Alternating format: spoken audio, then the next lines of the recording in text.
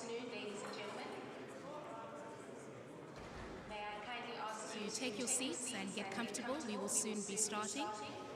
To our audience joining us online, we will shortly be getting underway. We're waiting for a few guests who are about to arrive. But for those of us in the room, may you all kindly take your seats.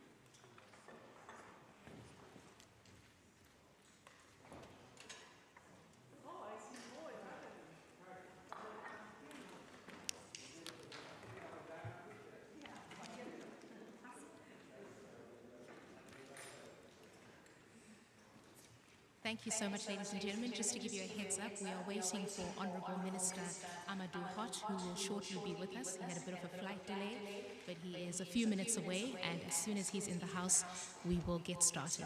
Thank you so much for taking your seats, and thank you for being on time.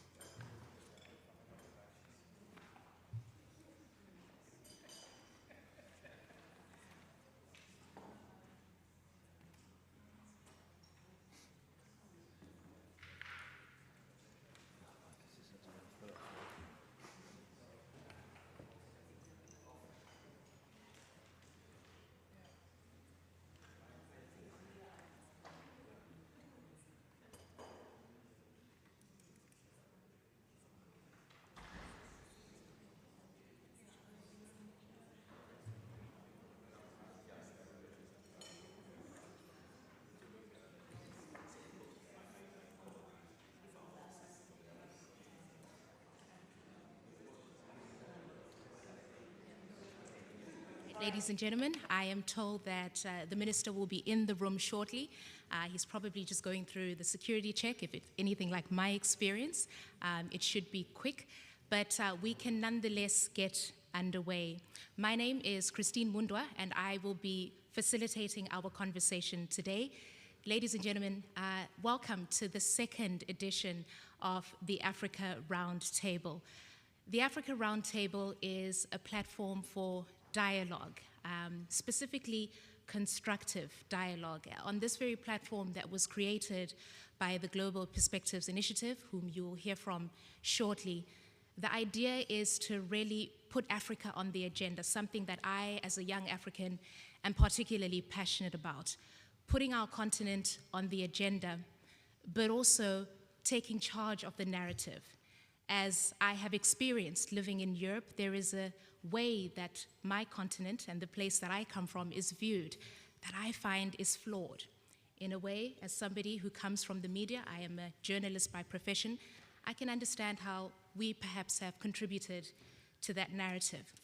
But I've seen how devastating that impact is of the wrong narrative of a place, these misconceived ideas about what a place is and therefore what a place requires. So I'm really thrilled to be a part of the Africa Roundtable because it is about partners, equal partners coming together to discuss, to talk, and to find the way forward. One of the things that I have come to learn and to appreciate is this partnership between Europe and Africa. We need it.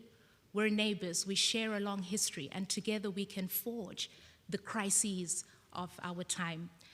Ladies and gentlemen, as we speak here today, we're talking about post the pandemic. Indeed, we're sitting in a room together. Nobody's got a mask on. So in many ways, the pandemic is just about behind us. And now we're talking about the future. We're looking at the lessons that we've learned, and we're talking about how we can prepare for the next pandemic or crisis, because we know that there will be one. So what are the lessons to be learned? How can we better prepare? How can we engineer economic recovery for Africa that's inclusive of all of Africa's inhabitants, that factors in Africa's young people and doesn't exclude Africa's women? How do we build health structures that are resilient for future crises and pandemics to come? That is what today is about. But then, of course, something else is on the agenda today, something that neither of us could have foreseen, that a decision taken in Moscow would lead to a war raging in Ukraine, not very far from where we are today. And my goodness, that impact of that decision is being felt across the world. And in Africa, for many people, it means food being taken off of the table. So in light of that, we will also be talking today about food security. Ladies and gentlemen, we are in the German Bundestag, the Parliament of Germany, and we have been invited by Honorable Member Dr. Karamba Diaby, who is a Member of Parliament here. Thank you so much for having us here, Honorable Member. And it is at this juncture that I would like to give you the floor to say some opening remarks for us. Over to you, Honorable Dr. Diaby.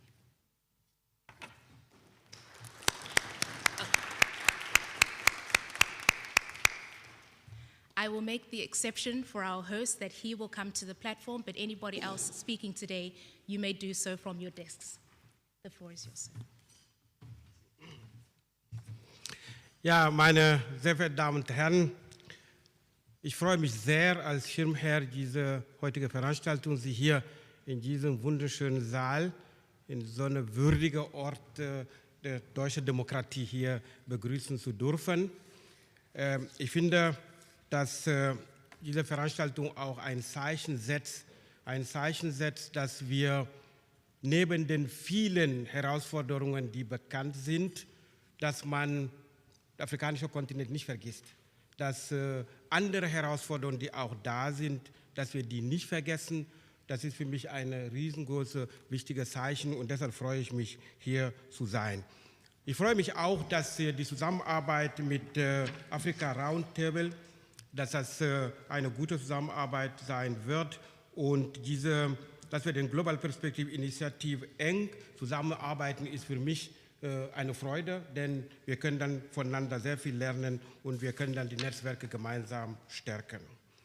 Der Fokus auf Afrika zu stärken und ein nachhaltiger und gleichberechtigter Austausch mit unseren Partnerinnen und Partnern steht ja im Mittelpunkt und das ist auch ein Schwerpunkt meiner Arbeit und deshalb freue ich mich, dass wir auch in diesem Saal so viele prominente Leute haben, so viele Expertinnen und Experten haben, dass diese Ergebnisse mit Sicherheit auch uns nach vorne bringen werden, dass wir gemeinsam, es wurde das Wort auf Augenhöhe angesprochen, das finde ich unheimlich wichtig, das ist einer der Bestandteile der Diskussionen, die wir haben, wenn es darum geht, gut zusammenzuarbeiten, den Blick zu halten, progressiv auf die neuen Ideen, neue Herausforderungen. Ich denke, das ist alles wichtig, aber Voraussetzung dafür ist, dass wir auf Augenhöhe zusammenarbeiten. In diesem Sinne bedanke ich mich, dass ich die Schirmherrschaft übernehmen darf und wünsche der Veranstaltung erfolgreichen Austausch und freue mich, dass wir hier gemeinsam hier in diesem Saal sein dürfen. Dankeschön.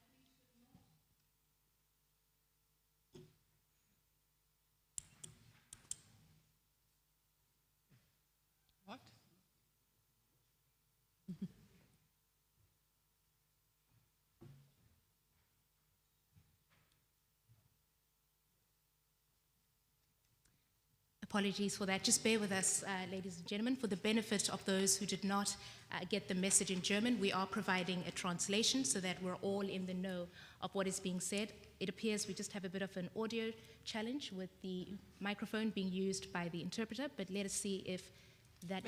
Maybe you can solve that problem, and in the meantime, let me thank Dr. Tiabi very, very much for co-hosting and very especially for opening this wonderful place for the Africa Roundtable.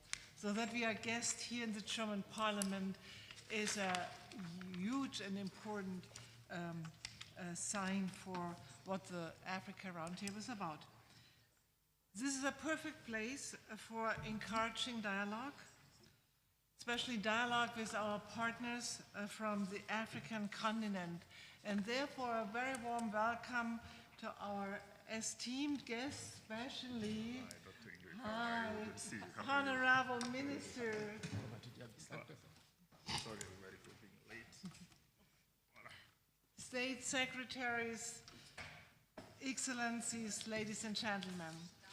As said, we are in times of severe multiple crisis, and partnership in those days is more important than anything else. We need friends, we have to keep friendships. A good and fruitful dialogue needs a solid basis, and therefore we are very thankful to our partners, content partners, who supported us in producing the material you find on your places, Embracing Africa. This had been done with the support of the UN Economic Commission for Africa and the Mo Ibrahim Foundation. And Vera Sangwe as well as Mo Ibrahim will be with us shortly, but if only digital, but they will be with us. Research is a good basis, but we need the encounter, the personal encounter. Last year, everything had been digital. Today, most of us are on spot, and we are so thankful. So that because we definitely need the personal dialogue to create that change in our relationships that now is so crucial. We are looking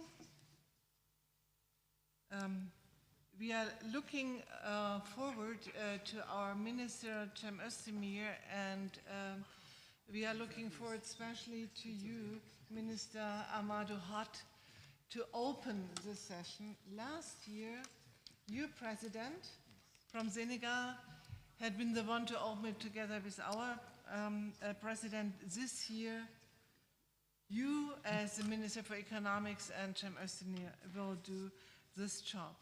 So with those words, I give back to Christine, and I'm looking forward very much to inspiring dialogue. Thank you. Thank you so much. And that was Dr. Ingrid Hum, the Chief Executive Officer of the Global Perspectives Initiative. Thank you so much for that.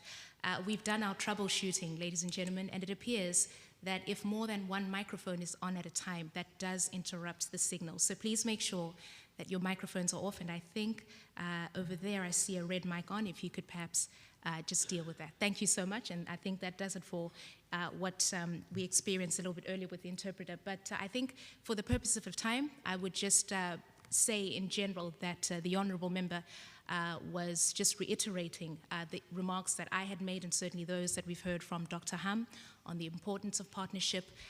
He reiterated his commitment to Africa's place in terms of Germany's political discourse as a member of the parliament. And at this time, I would like for us to move on now.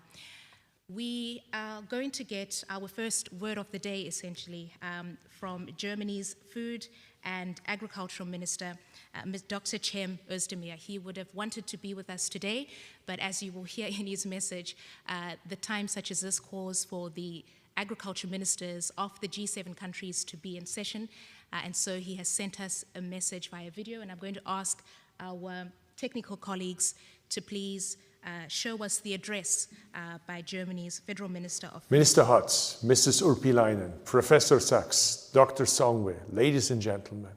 Unfortunately, I cannot be with you today.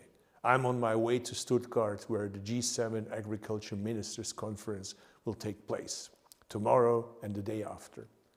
The impact of Russia's war of aggression against Ukraine on global food security will be a key issue in the discussions there. In this context, UN General Secretary Antonio Guterres has warned us of a hurricane of hunger.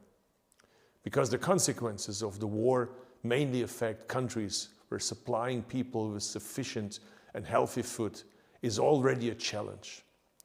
The countries in Africa are also dependent on wheat imports from Ukraine and Russia.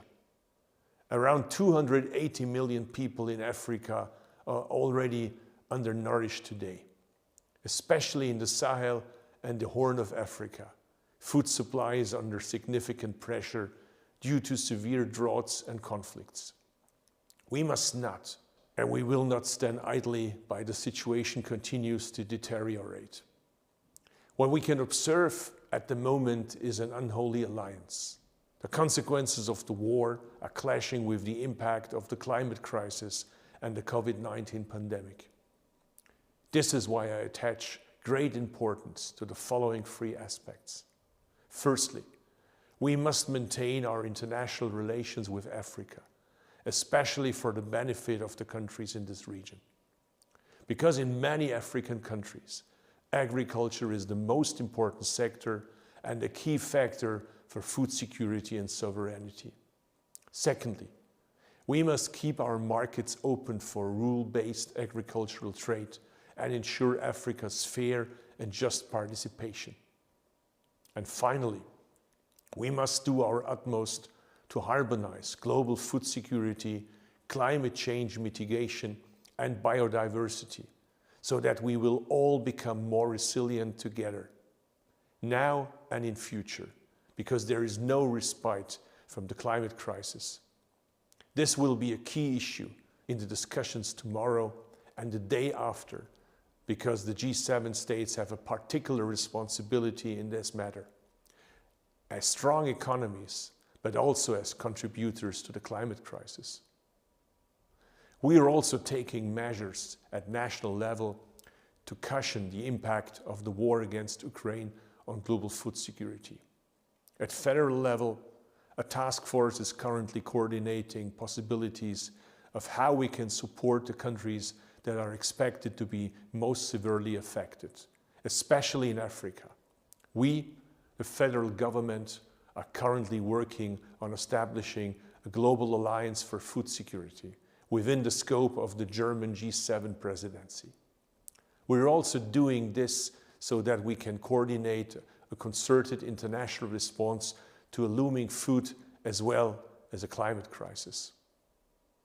Ladies and gentlemen, our shared ambition must be no less than the realization of the right to adequate food and food sovereignty on a global scale. I wish you every success for the African Roundtable. Good luck. From Dr. Özdemir. He talked about the upcoming G7 summit. Of course, this is the meeting of the agricultural ministers that he is going to be attending in Stuttgart tomorrow.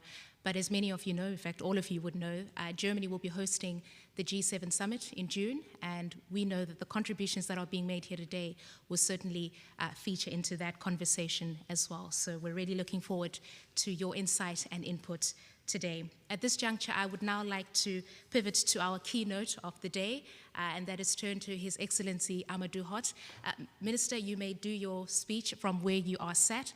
And I just want to say that from an African Union perspective, Senegal has been leading the continent this year, holding the chair and the presidency of the African Union. We're delighted to have you here, and that no flight delay kept you away from us today. So the floor is now yours, Minister Hott. Thank you very much. I'd like, first of all, to apologize for the delay.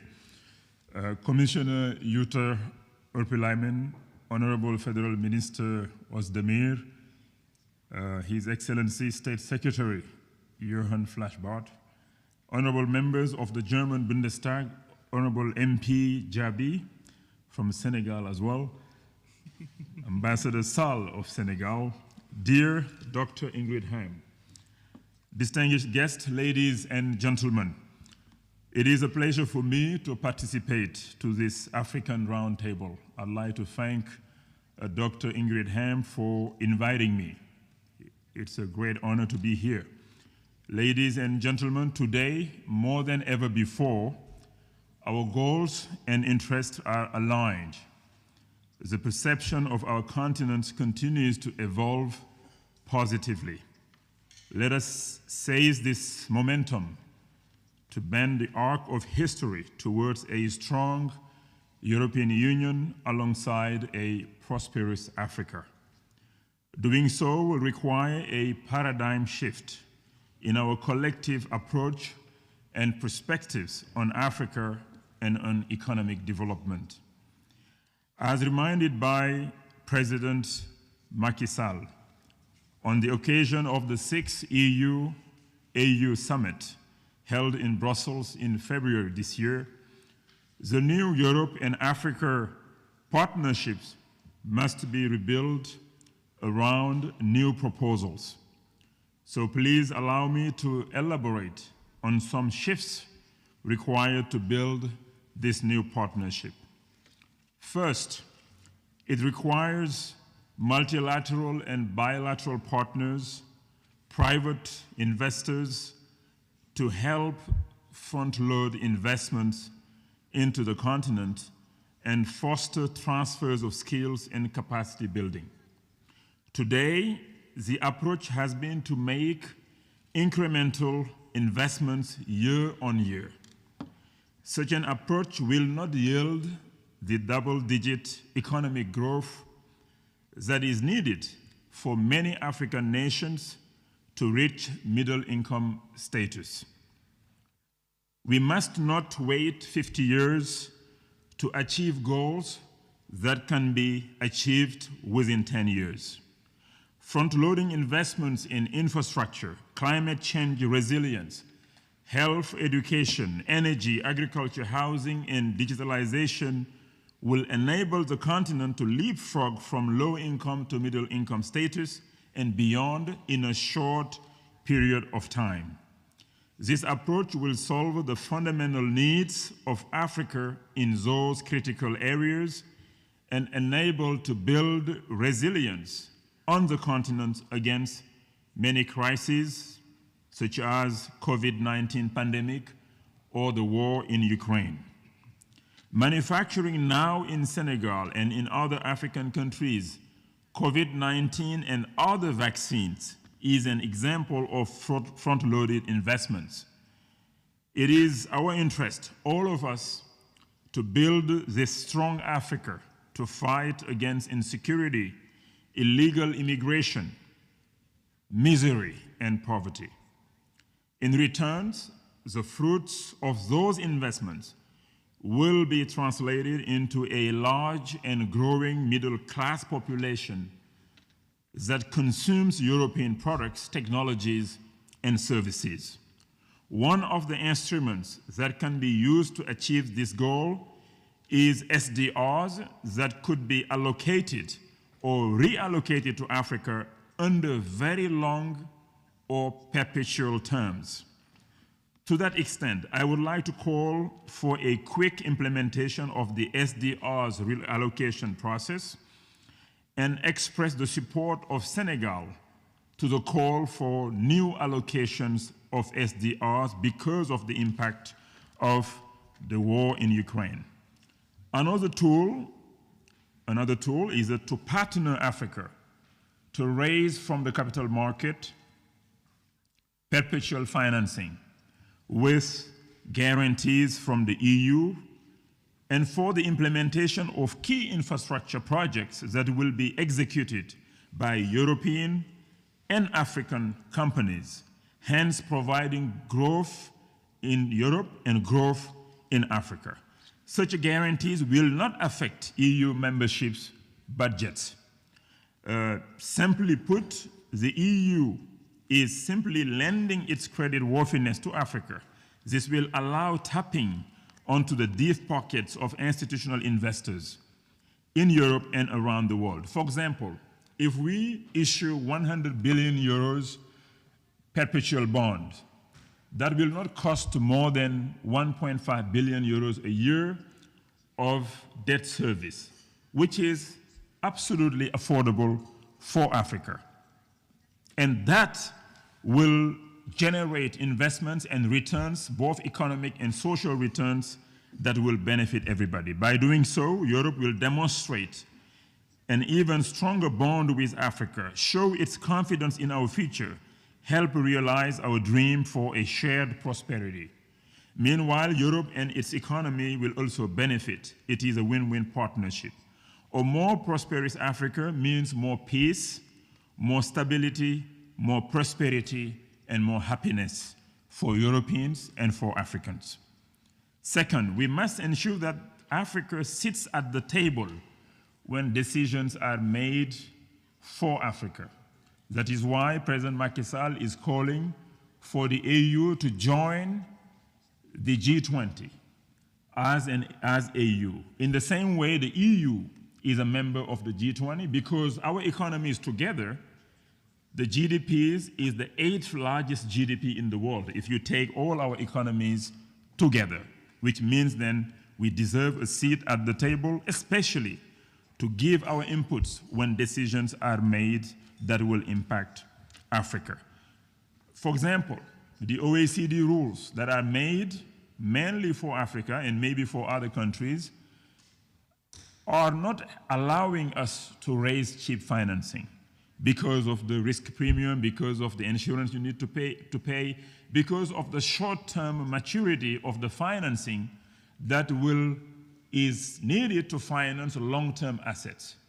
You finance 30-year, 50-year assets with 10-year loan or 15 years loan, it does not add up, it does not work.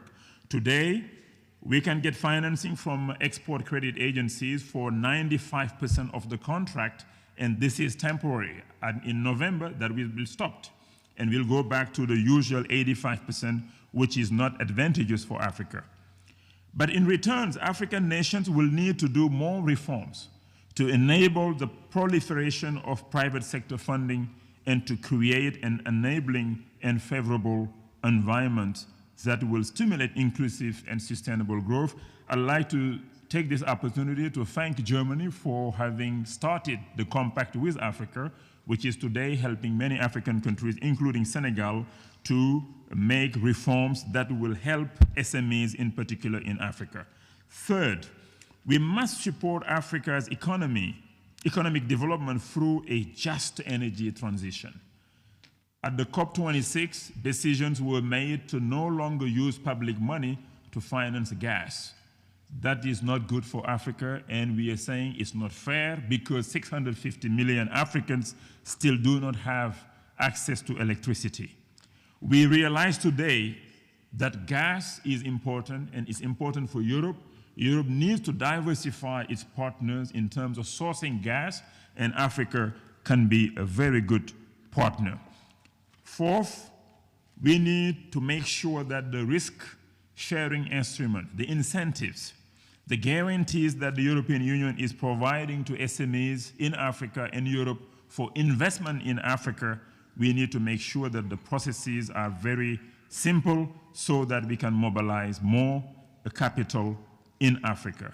Taking advantage of the ZLECAf, European companies can set up businesses in Africa, manufacture for Africa and for the rest of the world, and take advantage of the ZLECAf. Will be 2.5 billion people in 2050. Imagine the benefits for the European youth, for the European SMEs, and for your economies if even half of that population is a middle class and a consumer of your products, your technology, your services, or they come to Europe as tourists instead of illegal immigrants. That will be a massive win-win situation for Africa and for Europe. These propositions clearly demonstrate that our future and interest are more intertwined than ever before. Nevertheless, we are conscious of our individual responsibilities to make this common vision a reality. As African nations, we must continue to invest in making the necessary reforms. We must also really continue to strengthen democracy, rule of law, and peace on our continent. As we are navigating global uncertainties, ladies and gentlemen, we remain confident in our long-term perspectives. I invite you to join us to rewrite the narrative. Let it be a narrative that sought to greater collaborations and partnership between Europe and Africa based on shared interest, respect, and democracy. Let it be a narrative about the extraordinary efforts our governments have deployed to strengthen our union. But we need to do more. In 2050, meaning 28 years from now, when our children and grandchildren evaluate our actions, read the history books or the electronic books, I hope that they will be proud of what we decide now, what we decide today. I hope that we will all get an A+. An A+. We can achieve an A+. That's right. The clock is ticking. Let's act now. Let's innovate. Let's be bold for Africa, for Europe, and for the world. Thank you for your attention. Thanks very much for that. Thank you. Thank you very much for that, Minister Hott, and you've really ended off giving me the perfect segue to now introduce to us the next input for the day that is coming to us from Her Excellency Jutta Urpilainen. She is the European Union's Commissioner for International Partnerships. She is also bringing a message to us via video, so let's see that video now. Ladies and gentlemen, in my recent trips to Africa, I witnessed firsthand the economic toll COVID-19 has taken on families and communities. After 25 years of growth, the pandemic has triggered Africa's first recession. Food is scarce, and the economic fallout of Russia's unjustified war against Ukraine threatens to make things worse. At the same time, the business case for Africa is as strong as ever. Africa has the youngest, fastest growing population on Earth and vast natural resources. Our African partners seek the same things as we do in the EU: autonomy and resilience in the midst of global challenges. In the short term, we need to create fiscal space for African countries to better respond to the pandemic. At the AU-EU summit in February, leaders from both continents called for the IMF's special drawing rights to be increased to $100 billion for Africa. More than half of the target has already been met, but we need to do more. True resilience requires leveraging both public and private investment to support a sustainable, green and digitally connected recovery. This is the guiding principle behind the €150 billion Global Gateway Africa-Europe investment package. It was launched at the EU-AU summit. One of its pillars is strengthening health systems, including pandemic preparedness. Last year, the EU announced a €1 billion initiative to help produce vaccines for Africa in Africa. Today, we are supporting flagship vaccine manufacturing initiatives in Rwanda, Senegal, South Africa, and Ghana. We continue to support the WHO's mRNA technology transfer hub in South Africa. We are also partnering with the African Medicines Agency and the Partnerships for African Vaccine Manufacturing to improve the enabling environment. Multilateral support is essential for full, green, sustainable and just recovery. So let's join forces to ensure a better future, not just for Africa, but for the world. Thank you so much. That message there coming to us from Brussels. I now want to pivot to one of our next guests who is joining us virtually. Hence, I'm looking into that camera so he can see me, ladies and gentlemen in the house. And that is Professor Jeffrey Sachs. Many of you will know him for his big ideas in terms of the big push and pursuing a more equal, equitable world. Professor Sachs, thank you so much for joining us today. I was listening to the keynote address by Minister Hott very keenly.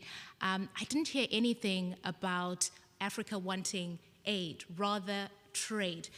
Let's talk about global development policy and why it isn't as effective as we would like for it to be. Can you talk to us a little bit about the models and where the flaws might be, and perhaps how we can correct that as we seek to have Africa emerge from this pandemic stronger than what it is now? Thank you very much.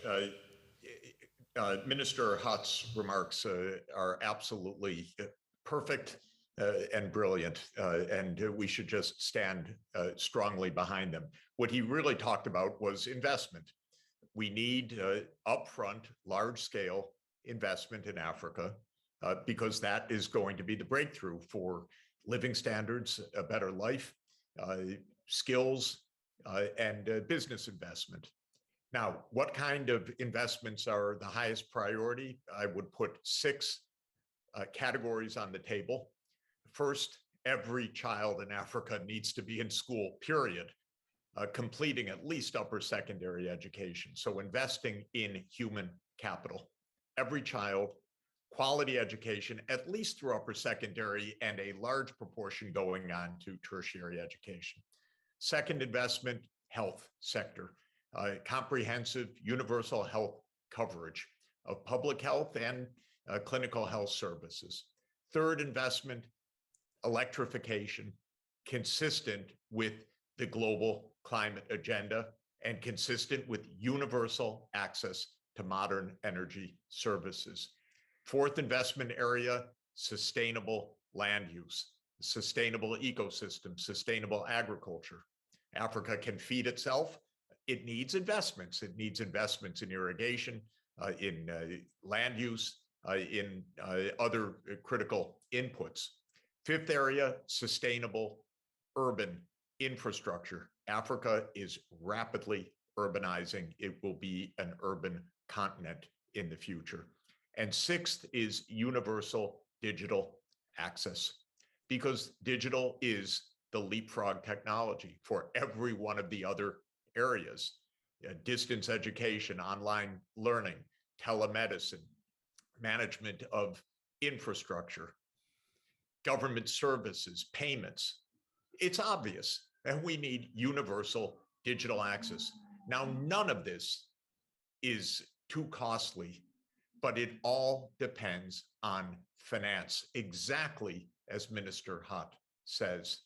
And the fact of the matter is we do not have a functioning international finance system that is directing capital flows to their highest returns, because the returns to investing in Africa are the highest in the world. It's the capital scarce region.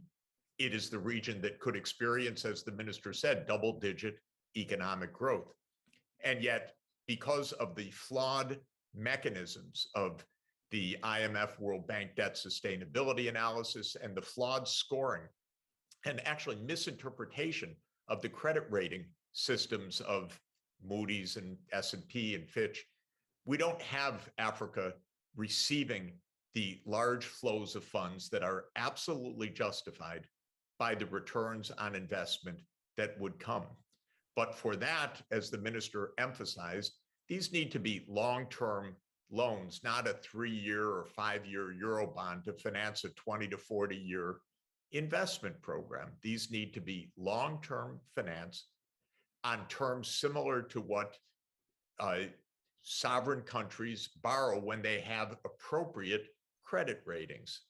And so there's a bit of homework to do to get this financing right. And what the minister said about the G20, I can only completely underscore. To get this right, we need the G20 by the time of Bali summit in November to make clear that there are mechanisms, specific mechanisms for expanded financing to Africa and to other developing countries for that matter. But for that to happen, Africa needs to be at the table, and not as an invited guest politely present, but as the G20 first country. This is something Germany can help to accomplish at zero cost and full diplomacy. Africa is 17.5% of the world population. How can it not be at the G20? The European Union is there, as the minister said, as a union.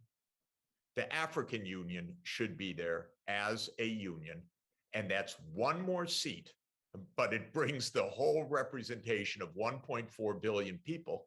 And it will be decisive because you'll have Minister Hott there. You'll have other ministers who will help to explain what a proper financing system can be.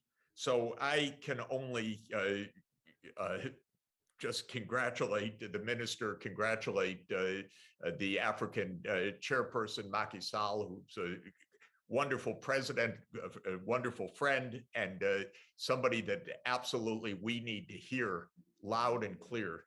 But by investing upfront in the children, in the power, in the connectivity, in the agricultural productivity, and that's where the breakthrough is going to come. And double-digit development is absolutely within reach. And what we need to do is get the financing aligned with the intentions. Thank you very much. Very much, Professor Sachs. Echoing the sentiments there that we've heard in the keynote address.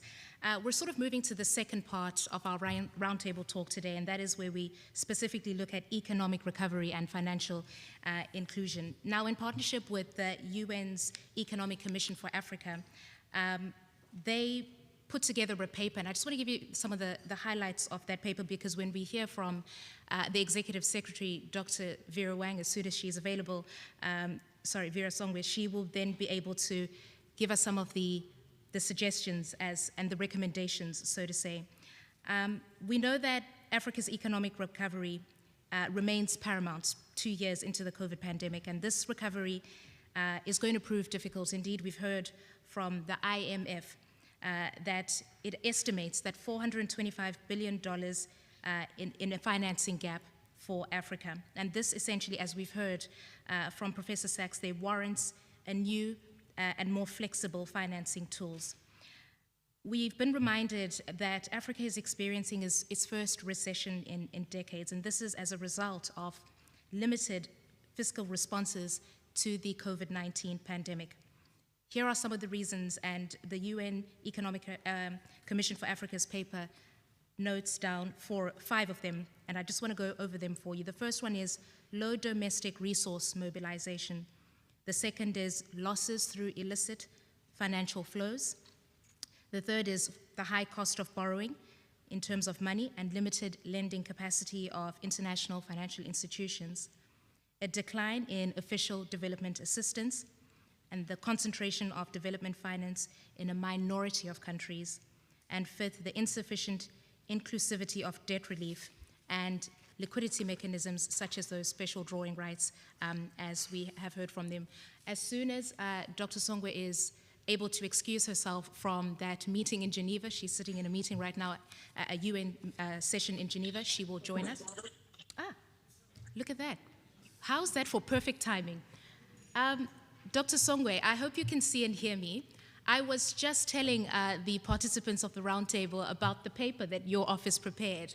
And I was telling them that as soon as you're off the hook at that meeting in Geneva, you'll be joining us to take us through some of the recommendations.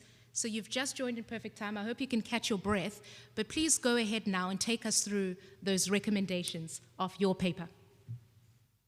Thank you very much. And let me start again by thanking the Africa Roundtable for organizing this conversation. It's really a pleasure to be able to share some of our thoughts with particularly the German G7 and G20 team. I also want to thank you especially for having us, and good to see you, Jeffrey, and Mo, and everybody else that's on the panel with us. Listen, let me, I was told to talk a little bit about the financing gap and what we can do and what's in our paper. I think one of the reasons we're here today is to think about, we have a new crisis with Ukraine in our hands. We have at least 36 African countries that are in dire straits and need additional resources. We see a world that is seeing and experiencing rising inflation. We see liquidity crunches around. And so essentially one of the things that we need to do to stave another crisis, if not a financial crisis, is essentially to put a little bit more liquidity into the system. How can we do that very practically? Right now, there is no fiscal space, even in the developed world, and we appreciate that. And we appreciate a lot of the support that is going to Ukraine because it's needed to ensure that the Ukrainians get the help they need and the Russians that have no part to do in the war. However, the developing world and Africa in particular still needs resources. One way to do that, which is very straightforward, is to issue new SDRs. We know when we issued the first $650 billion of SDRs, that there was always an agreement that there will be a second round of that. That was without knowing that there was going to be a Russian and Ukraine war. There is a Russian and Ukraine crisis now. So clearly, I think that there is no better case, especially given that on-lending of the existing SDRs is taking so long. If we don't want to stave an even more worse crisis in Africa, we're seeing inflation going to 30% in some countries. In Ethiopia, for example, 50% of the CPI is food. Food has gone up by almost 60% inflation. So if you make that combination, we're essentially creating even more poor. We know that inflation is a trigger for riots. It's a trigger for the Arab Spring, as we saw before. The crisis we're facing is worse than the Arab Spring. So clearly, there is something that can be done in that area. Extending the debt service suspension initiative is important. Extending the debt service suspension initiative by another 2 years and ensuring that we have 5 years to repay the debt under the DSSI is going to be important. On the G20 debt framework, many more countries need debt restructuring. It's an important part of the international financial architecture, not just for low-income countries, but for middle-income countries as well. We must include them in the G20 debt restructuring framework. But the framework as it is today is not working very well for anybody. The 3 countries that signed up for it, Ethiopia, Zambia, and Chad, so we need to look at what's happening. I think the first thing we can do, very practical, is get China to the table. The easiest way to get China to the table is for the G7 and the G20 to ask China to dedicate a particular office that will deal with every country that wants to work with them. Justifiably so, China has a lot of African countries have Chinese debt. In many countries, Zambia, for example, 60% of Zambia's debt that we need to restructure is Chinese debt. that needs to happen, and it needs to happen quickly and more effectively. So it is important that we're able to do that. I think that very important is to see how we get, it was already a big feat to get China to the table to sign on to the framework, but now we need them to dedicate an office that can work with us to make it happen. I think this is particularly important. Finally, how do we work with the private sector? We know that as we talk about climate change, we know that the GFANS team has $13 trillion that they want to put at the disposal of development. Can we use development aid to leverage the resources that are in the private sector? At the Economic Commission for Africa, we have what we call the Liquidity and Sustainability Facility, which is essentially creating a repo market that will reduce rates. We're talking today, as we've seen with the Ukraine crisis, yields have increased. In some countries, 15%, 12%, we know that's not sustainable. That's just creating or prolonging a debt crisis that is already in the making. We must see how we can end that process. I think with these very concrete suggestions, we can actually begin to see closing the financing gap. The final one is on the governance system around taxation. Illicit financial flows, yes. But when we do policies such as the corporate tax, and we have exceptions around the mining sector, this cannot help Africa increase its domestic resource mobilization. Did we just lose? Okay. Well, we can proceed. I think we've got the gist of what she was trying to say. I think she was actually coming to her conclusion anyway. At this time, I would like to pivot to somebody who is in the house. We, of course, talked about the fact that Germany will be hosting a G7 summit in less than, or a little bit more than a month away from where we are sitting. And I want to introduce to you now Dr. Jörg Cookies. He is an expert on financial policy, lots to do about finance today, State Secretary at the Federal Chancellery, and he is, most importantly, Germany's chief negotiator at the G7 summit. This is why we are really happy and pleased that you're here with us today. Could you share with us Germany's priorities as the G7's chair, and how Africa is going to be positioned in that? And perhaps maybe say a few words about what you've heard in terms of the expectations from your counterparts in Africa at G21. Yes, thank you. Thank you very much for the invitation and for the topic, which obviously is very well chosen, given what is going on in the world. And for our G7 presidency, the issues surrounding what's been discussed on Africa is very much top of mind for us. And we've been very closely aligned with the French government as well in the initiatives that they took under the French EU presidency since January. So we are very closely linked together on that. Obviously, some of the facts that have been put out here illustrate the importance of Africa as a continent. As a former student of Professor Sachs, I was, of course, also very motivated to listen to what he is saying. We all know the numbers. In 2030, potentially Africa will have more citizens than China. By 2050, their projections are 2.5 billion citizens in Africa. So that will be a very much population growth driven economy. Many of the young Africans, Jeffrey Sachs pointed that out, are leapfrogging in terms of technology. The old school things that are still happening in Germany, like fax machines, landline phones, or forms to make bank transfers, are going to be leapfrogged in Africa with the massive digitization, use of mobile telephony, mobile digitization is, I think, something where Africa also has the potential of jumping across many development stages. So in that sense, it's very clear that many heads of government are increasing their focus on Africa, and of course the big opportunities, the innovative potential, and the potential for cooperation in many fields, whether it's energy, whether it's digitization, is quite massive. Of course, there's also problems. The pandemic has hit Africa hard, economically, and in terms of health policy. hunger and poverty, of course, have increased again. The climate change has a particularly strong impact in Africa, as we're seeing at the moment. Of course, Russia's aggression against Ukraine has triggered price increases, in particular for food and energy. That is affecting all of us, but particularly hard, of course, in Africa. And of course, we know that there are a lot of investment needs, particularly in areas such as mobile broadband. Half of the population in Africa is without access to electricity, so there is a lot to do. Intra-Africa trade accounts for only about 16% of total trade, so there's also a lot of work to be done, and that was, of course, part of the discussion at the EU-Africa summit on what we can do. And of course, many have pointed out the question of debt sustainability and the needs for reform in terms of debt restructuring and how to deal with these things. So those are all of the topics that we will try to integrate into the G7 presidency work and try to find solutions how to work together on equal terms.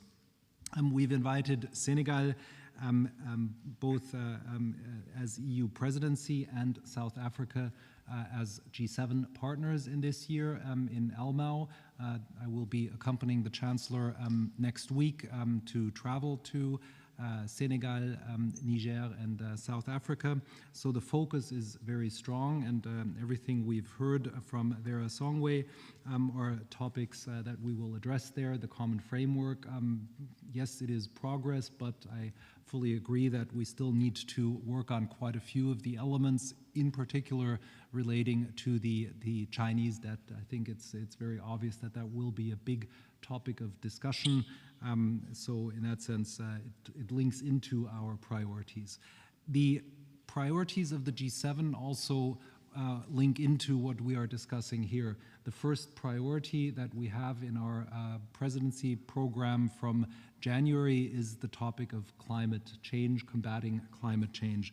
We are proposing the concept of an open and inclusive climate club, which rests on 3 pillars: to work together on the question of carbon pricing as the first element, to work together on a system of carbon pricing that allows market access and that avoids the difficulties and problems of imposing additional barriers to trade. So we want to be open, we want to be inclusive on that. The second pillar of our climate club is to work together on decarbonizing our industries, and the third is the concept of just energy transition partnerships, which we are already, as a result of the agreement at COP26 in Glasgow, implementing concretely with South Africa, and we're looking to roll out the concept of just energy transition partnerships to many more countries in the world, and the G7 summit will, of course, be discussing that and hopefully deciding and agreeing on that. The second topic, of course, that affects us very much in terms of our priorities and has only grown since January is the question of economic stability and growth. Of course, the combination of the deceleration of growth and the acceleration of inflation that we are seeing on a daily basis in terms of energy prices, food prices, is something that affects all of us, but as I said, particularly the African continent, and the question of what that means for global fiscal policy, for monetary policy, is of course a very challenging one. In the past few years, we've all been on expansion mode, and now we're facing a policy combination that is much more difficult to navigate than the framework we've had over the past few years. The third big priority that we have is health. Obviously, we've all seen the success and the rollout of the vaccines. The vaccine production has been increased to a substantial amount, and some of the projects that Germany has sponsored and endorsed and helped with in terms of localizing production have been part of that success story. However, we still have a long way to go, to put it mildly, from the WHO and G20 goal of a 70% vaccination rate in each country. We know that in some countries of Africa that is still far from being achieved. So that is still a big, big project that we have. Investment in a better future is a huge topic. Infrastructure is top of mind for us. The Commissioner has pointed out the project of Global Gateway, which is an overall 300 billion investment project. So all of what in terms of the need for stable capital, exactly precisely what the European Commission is trying to achieve with Global Gateway. I'm glad to see Werner Hoyer here, who of course is also with the EIB, a very important partner in this concept. It's the Team Europe concept, as we call it, where the combination of public funds, public banks, and private sector money will help to mobilize 300 billion, of which 150 billion should be dedicated to Africa for infrastructure investments, where the idea is sustainable, long-term, feasible investments. So I think that's extremely important. Last but not least, in terms of our priorities, resilient democracies is extremely important. And since January, where we focused on these priorities, the topic of fighting disinformation, fighting against fake news, fighting against disinformation campaigns has only proven to be an extremely important concept. So we want to make our democracies resilient, we want to make them stronger. Those are the biggest priorities. As you can imagine, I could go on because it's very exciting to discuss all these things, but I'll leave it at that for now. Thank you. Okay, thanks so much for that, Dr. Cookies. And it's a big thumbs up from Professor Sachs there, who was listening to you and he was grading you as you were speaking, but deep down, he really looked like a proud father. It was really cute to see. Thanks so much for those contributions. And I think there are some follow-ups there coming up for you, Dr. Cookies. But thank you so much for also mentioning Dr. Werner Hoyer. He is, of course, the president of the European Investment Bank, which has, of course, this development finance investment arm, so to say. So, Dr. Hoyer, would you please talk to us a little bit about the role that European investors can play in Africa's new growth story, so to say? Thank you very much, and thank you very much for having me, and thank you very much, Jörg, for building the bridge to what I have to say here right now, or can say here right now. I would like to focus on 3 key ingredients for a sustainable recovery in Africa. 1, innovation and digitalization. 2, catalyzing finance, that was the question that I just heard. 3, partnerships. On innovation, one thing that I often find terribly frustrating in public discussions in this country and beyond is just how little we tend to believe in the power of our own creativity. There are very few people who would miss to acknowledge the brilliance of past innovations, from the steam engine to the internet or anesthesia.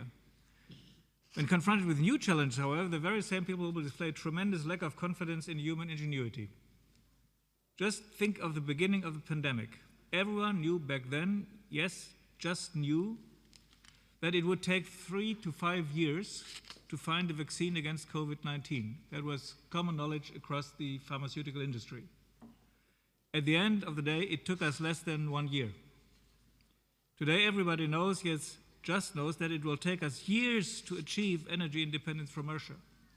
And the transition to a net zero economy, I'm convinced that it will take us much, much less time than that.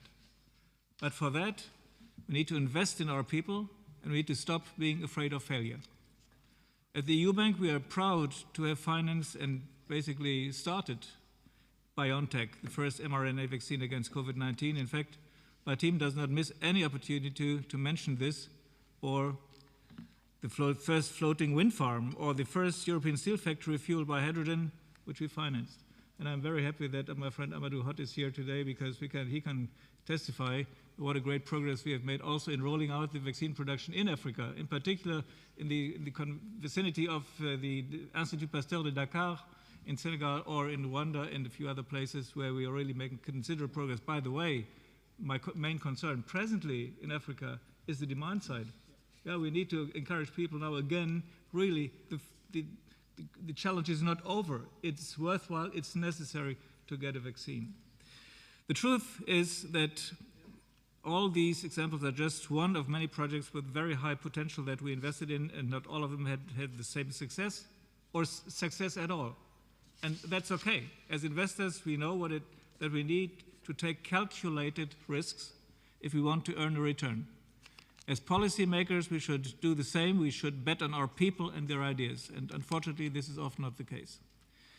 As someone who has spent a large part of this professional life on both sides of the professional aisle, in politics and in banking and also in this building, I can tell you that risk aversion in politics is much, much higher than elsewhere. And this is a problem, perhaps because it hampers innovation. One of the most rewarding aspects of my current job is to see young entrepreneurial people show the kind of can-do attitude that is so important to tackle the critical problems of our time.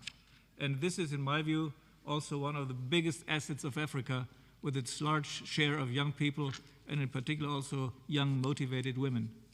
Whether they're working on new vaccines, quantum computing, or new solar plants, or e-government solutions, we have so much to gain from betting on them and the change they can bring about. Sorry.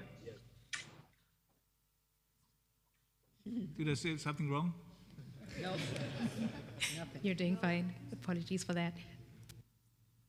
Okay, I could just get going. Did you know, for example, that we would be about 10 years further ahead in the fight against climate change today had we invented only $9 billion in renewable energy sources in the 90s? It brings me to my second point, ladies and gentlemen. We need to deploy much more innovative financing globally than so far. During the COVID crisis, we have become accustomed to governments and central banks supporting the economy with huge sums of money. However, our focus must be much more on privately financed investment activities and a mix. Of course, more public investment is needed in many areas, both here in Europe just as well as in Africa, whether it be in education or basic research or in classical infrastructure. But all other investments belong principally in the hands of private individuals. We must encourage these investors to become much more active. Innovative financial instruments can do exactly that. By taking, say, a small share of the investment risk, institutions like the EU Bank, often in partnership with others like the European Commission or the Gates Foundation, have shown how, with relatively small amounts of public money, significant private investments can be mobilized. Ladies and gentlemen, let me end my intervention with a few words about partnerships. Many of the greatest challenges that we are facing are global in nature. It is therefore only natural that we form partnership in addressing them. But that's not all. We need to realize that tackling global challenges in partnership also offers us wonderful new win-win opportunities. Look at the energy sector, for instance. Africa's potential for renewable is nearly limitless, and so is its potential to produce green hydrogen, not just for its own industry, but also for ours, here in Europe. We need the huge electrolysis capacity of Africa if we want to achieve our climate goals or the SDGs, and this is something we should bet on. We need to work together to lift this potential as we are struck by several economic shocks. It's high time, in my view, to further progress on economic integration between the two continents. At the EU Bank, we are betting on a closer cooperation between Europe and Africa. We have just set up our specialized arm for international cooperation, EIB Global.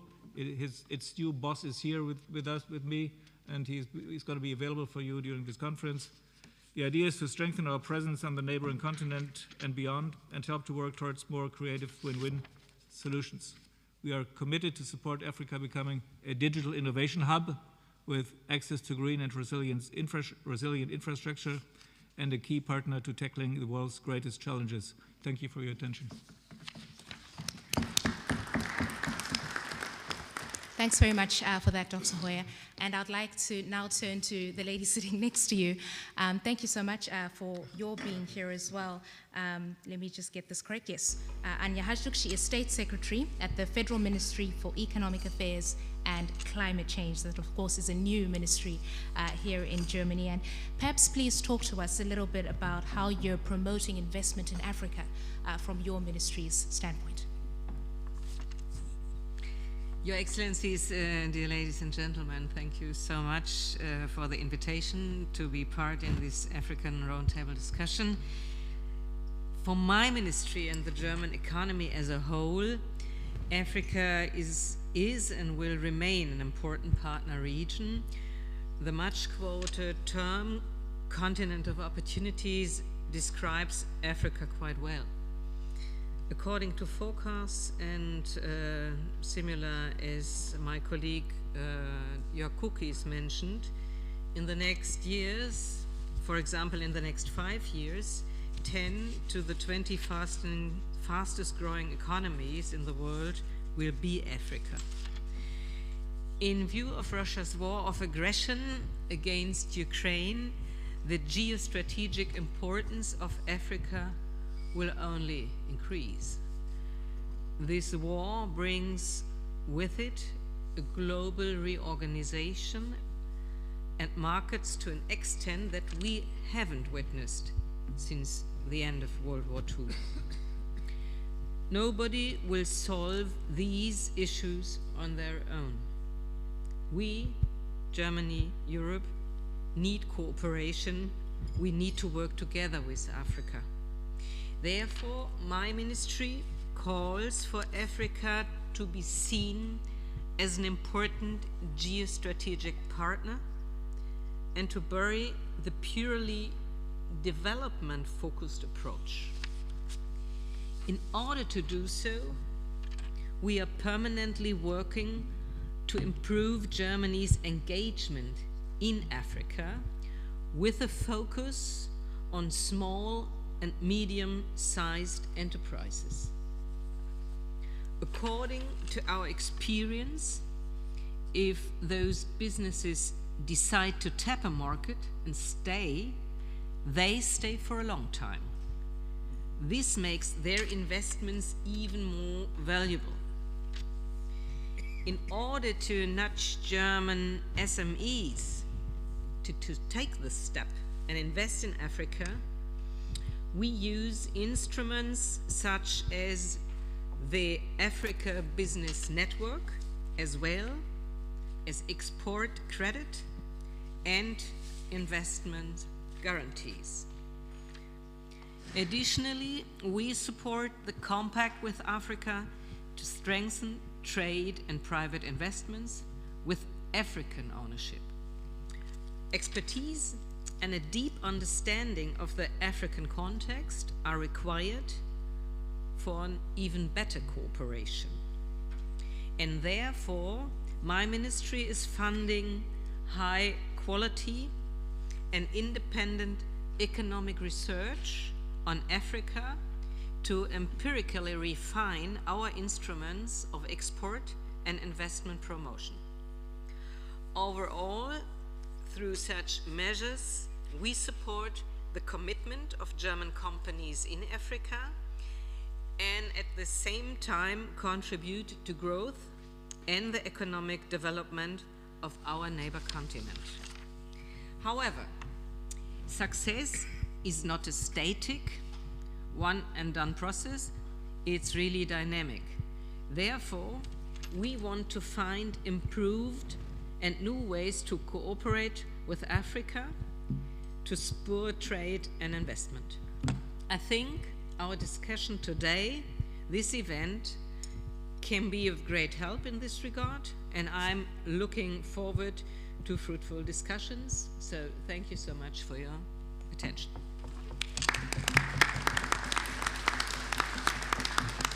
Thank you for that, Ms. Hott. You've just ended off on the perfect note because you've now opened up our discussion. So to our participants, you've heard the input. It is now time to hear your thoughts, your suggestions as you've heard them. This is how you're going to indicate if you would like to speak. For those of us in the house, you just turn your sign up that way, and then I know to come to you at some point. And to our participants who are joining us virtually, please use the Zoom function where you raise your hand. So I see, Mr. Flasworth, you were first. You knew the rules before I even announced them. So you have the first say. Please go ahead. Actually, it was just to showcase how to do it. No, thanks a lot for giving me the floor. And I just want to make a few points. Number one, following on what Amadou, Hott, good to see you again, said in his speech. We have to work on the narrative. And I think that, of course, a narrative is not replacing the real doing, but it is important to have the right mindset. And we spoke about that when I visited you in Dakar. We at our ministry are redesigning our economic cooperation with Africa. We are working on a strategy.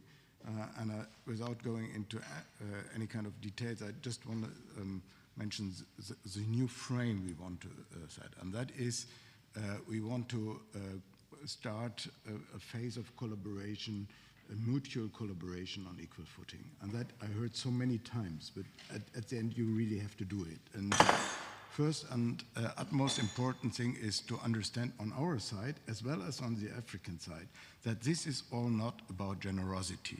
What we are doing is nothing generous where we want to see a thank you for.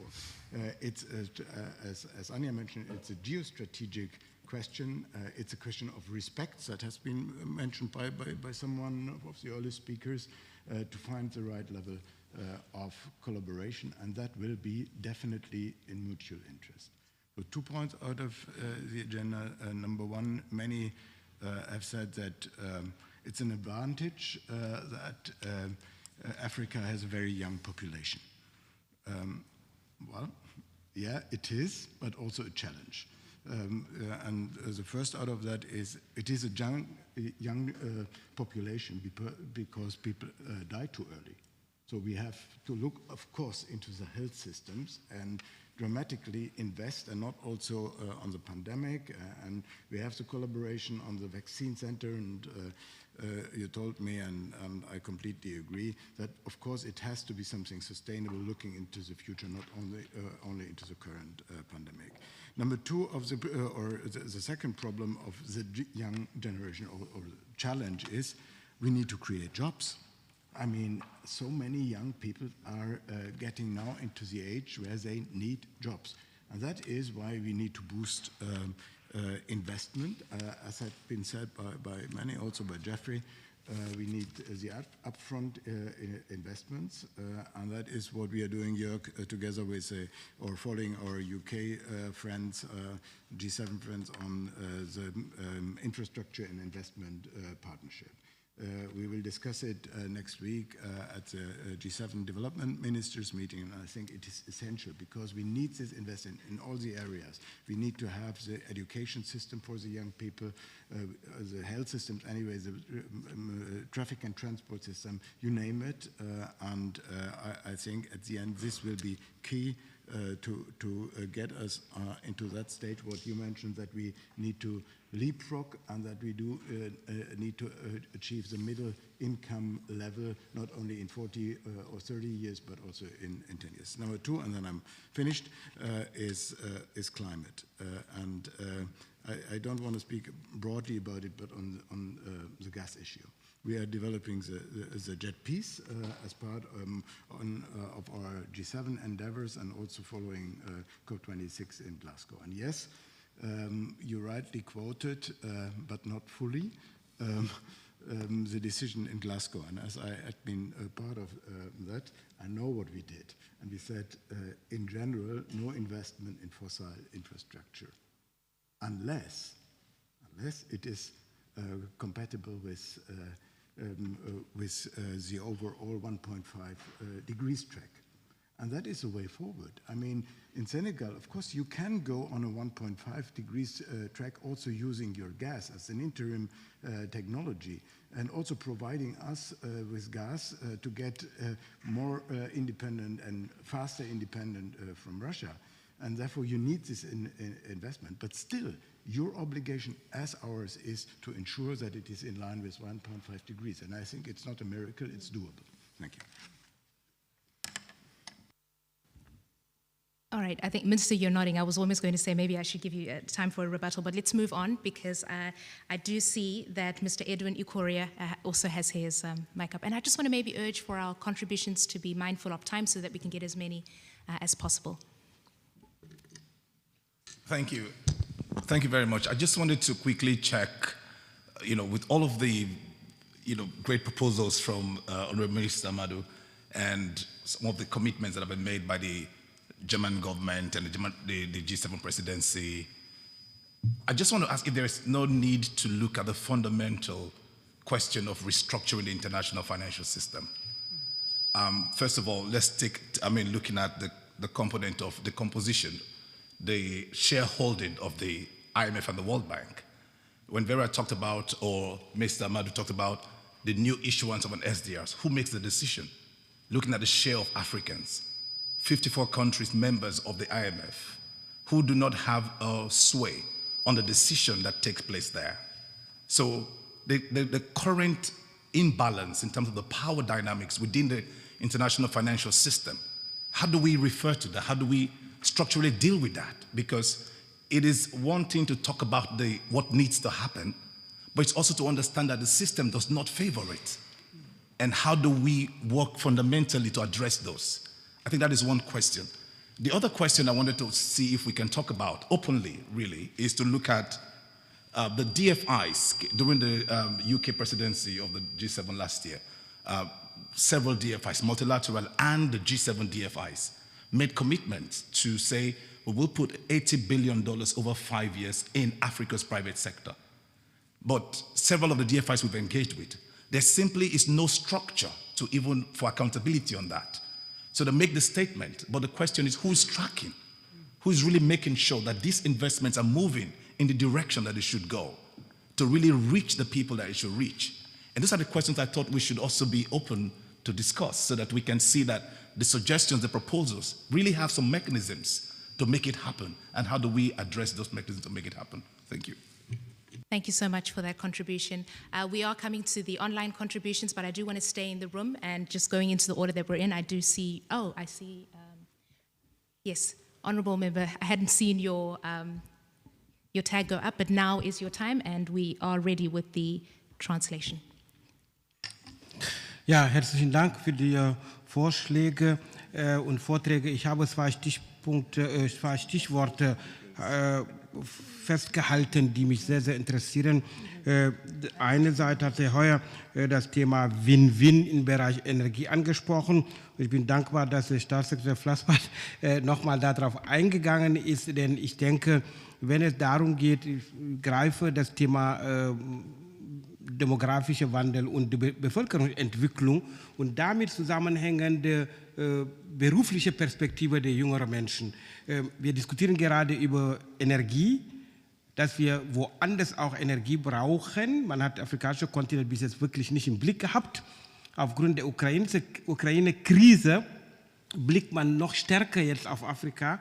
Und deshalb meine Frage an Sie und an Sie auch, Herrn Flassbart, inwieweit sehen Sie da Perspektiven, dass wir in den neuen Diskussionen, wenn es um Afrika-Strategien geht, dass wir im Bereich Energie noch stärker auf die Länder gehen, ich denke an Nigeria und andere Länder, dass wir schnell wie möglich Alternative schaffen, dass wir dann natürlich unsere Erwartungen erfüllt werden, aber auch, dass wir damit neue Berufszwecke für jüngere Leute, auch Berufsbereiche für jüngere Leute schaffen. Das würde mich interessieren, weil ich denke, das ist wirklich eine ganz dringende Zukunftsaufgabe.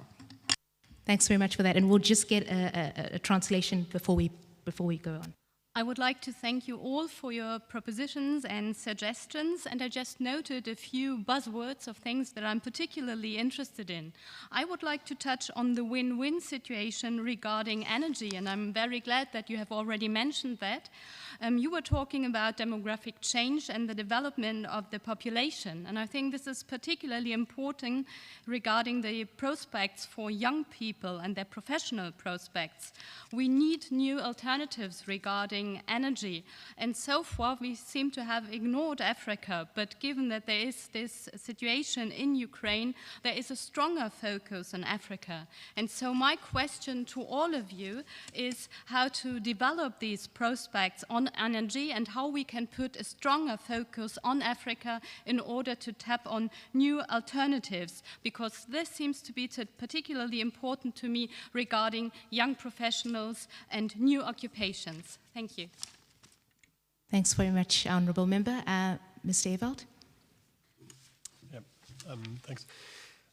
I want to pick up on some of the arguments with regards to mobilization of private capital. So I work for Allianz, and we run two vehicles where we mobilize private capital. One is Africa Grow, where we, together with KfW, operate a fund investing into small, medium enterprises via private equity in Africa. And the other one is the Emerging Market Climate Action Fund, where we work together with the European Investment Bank in order to mobilize also private capital to flow into renewable energy in emerging economies. And I guess the 2 points I wanted to make is like about the financial innovation. I think this is something where we already live, also in line with what Dr. Hoyer said, the partnerships, so really private and public teams together. We do that with KfW as well as with EIB, I think, to show that it is possible, that it is really like it's also a way on how to complement each other.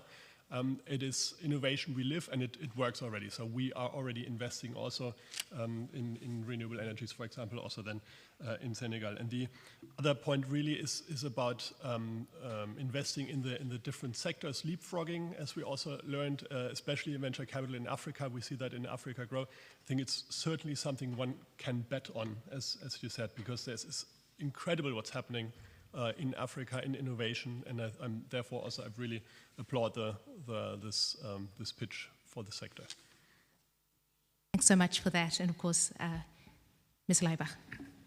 Yeah, I think I can add very precisely to that, quoting on our cooperation so far, which is very fruitful, the three of us.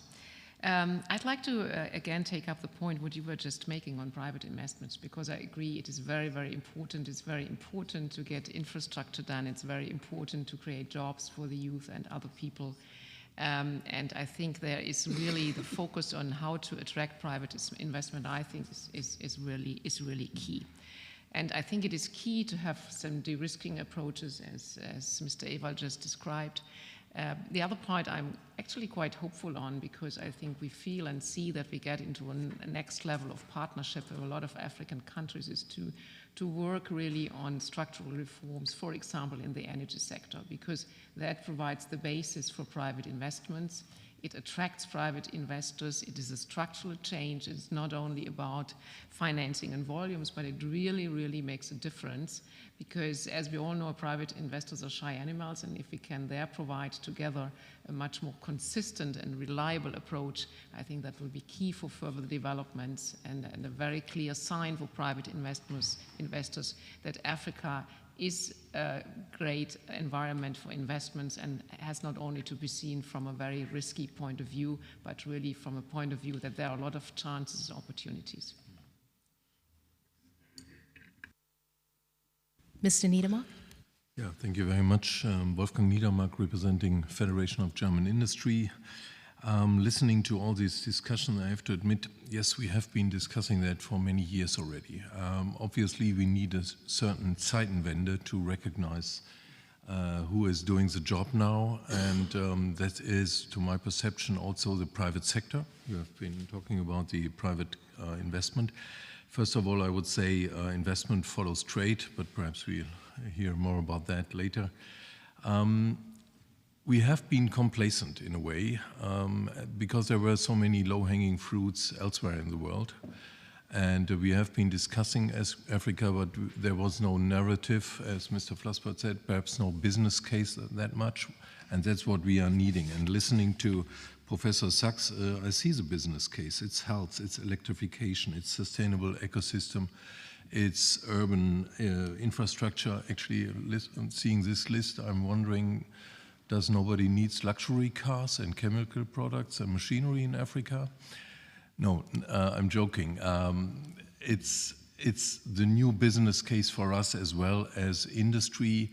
Now we see that there is this Zeitenwende. We cannot rely on cheap energy from Russia alone, from cheap products from China alone, from sophisticated supply chains from China and Asia alone. We have to reorientate, and the key term is diversification. And that is being recognized now. And I can tell you that we are doing the utmost in our framework of business association to spread the news that there are many other chances around the world, including Africa at first place, to do business, to have new business cases in infrastructure development, in hydrogen, in new technologies even. We have been discussing leapfrogging. So German industry is recognizing that. We have to overcome our complacency, and we are about to start and then perhaps finally get into this business case of Africa, so that I like the wording of Minister Hott that our children should be proud on the decisions we are taking now. Perhaps let's hope that employees of managers of companies we have founded between Europeans and Africans are proud and on the big economic and sustainable success we have achieved in 20 years from now based on decisions taken today. Thank you for that. Dr. Ackermann? Thank you very much. And I think more than ever in this country, at least from the diplomatic point of view, we see the enormous potential that the African continent can deliver to Europe. I'm still very careful of generalizing this. Africa notion is a bit of a very black and white idea. I think it is a continent, a huge continent with 54 completely different countries that in many ways differ from each other. And I think His Excellency the Minister of Senegal represents a country that is a clear success story in Africa, but there are others that are less of a success story, and we should keep that in mind. I wanted to say that when we talk about the economic recovery, in day-to-day diplomacy, we have to acknowledge that there are, in many regions of Africa, enormous challenges to be faced. And I think the State Secretary mentioned climate change, which is, I think, one of the major challenges. But let me add two others. One is security. We see that in Western Africa, the security situation is deteriorating to a large extent, and we have. We just came out of our Mali debate here in the German Bundestag. We see that in spite of enormous international efforts, security has not been improved. One can argue it is better than it would be without international engagement, but I think that's not enough an argument. We need more creative ideas in order to together with the Malian authorities, create a better environment. Now, speaking of the Malian authorities, what we have witnessed in the last couple of months is that Guinea, Mali, Burkina, and Sudan were victims of military coups. That's also a big problem we have to face. How to deal with governments that have been, toppling previous governments which were democratically elected. Although I have to say that many people in Mali and Burkina are not extremely nostalgic about the previous democratically elected governments. That's a difficult task for us to deal with and how to cope with this situation. I think the answer lies, as many times, also within the African continent, and I can only commend not only the African Union, but also the regional organizations, above all ECOWAS, that is a very, very powerful and very principle-based organization that has proven to be quite clear and also with harsh measures when it comes to the coups. But it is very difficult for us to deal with this security situation in a way that is forward-looking and also improving situation on the ground. And my second point is, and I think the State Secretary also mentioned that before, but I think it's an important point. It's a very sensitive point. It's the point of demography. The minister very convincingly made the argument of a democratic dividend. I think we all know that a democratic dividend can be of enormous use to any country in the African continent. But we have to see the fact that, and I remember a discussion with Niger's President Bazoum a couple of weeks ago during a trip of my minister to Niger, who said, the birth rate in Niger is 7.2. So every woman in Niger gets 7.2 kids in average, which is the highest in the world. And this is so unsustainable that, a very conservative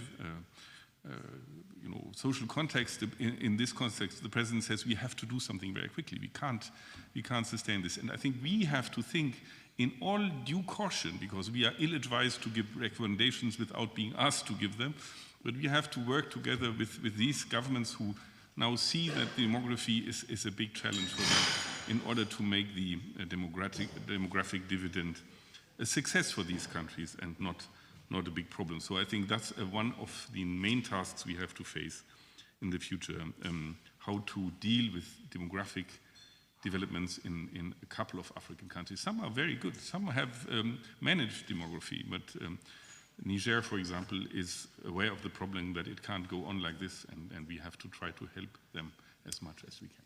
Thanks so much for that, Dr. Ackerman. I have 2 hands up in the room, but I do want to go to the virtual platform for now, and I'd like to give you the floor, Dr. Mo Ibrahim. Thank you very much. Let me start by saying I liked very much the excellent presentation of Minister Amadou Hott, because it's business-like, and he made a clear list of the issues need to be addressed. Concerning the effect of the Ukraine war on Africa, clearly we have crisis on fuel and wheat, food. And I think that should bring forward an important issue here.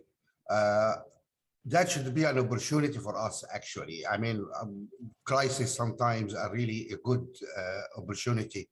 We need to look carefully now at the issue of agriculture in Africa and why Africa is unable to feed itself.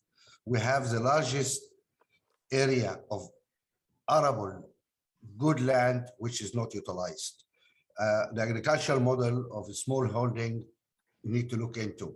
I think Africa can be a very good breadbasket, and we need to look carefully at how to improve the issue of agriculture in Africa. And that was an area of cooperation between the 2 continents. The other area is the area of power. Clearly, 600 million Africans without power is a serious problem. And Africa has gas resources, and gas is always agreed as a good transition.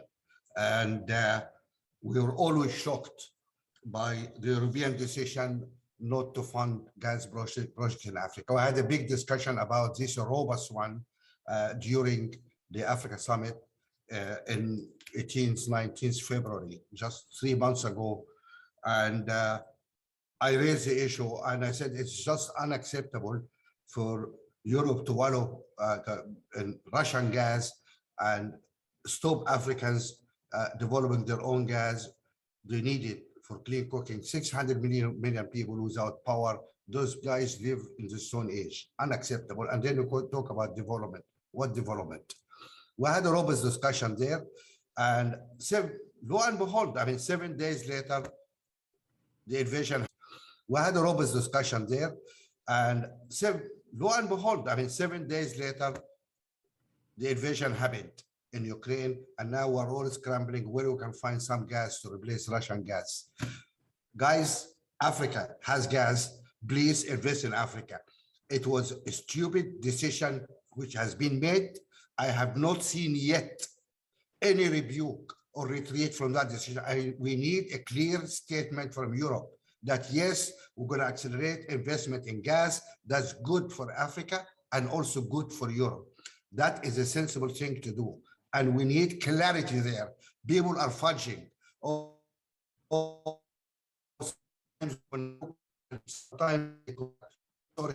We need a clear statement there. The other issue I want to speak to you, really, we Africans also have work to do. We need to improve governance in Africa, and that is really important. Good governance is important. We need really better run government. Otherwise, investments, etc., will be wasted. That is really important. But we also want good governance from our partners in Europe. And we raised the issue of illicit financial flow at the recent summit again. And I was glad that that was included in the communique, but I don't know what actions will be taken. It is just nice words or what? Illicit financial flows of Africa, difficult to quantify. Estimates range between $80 billion, 84, 85, 89, 108 billion.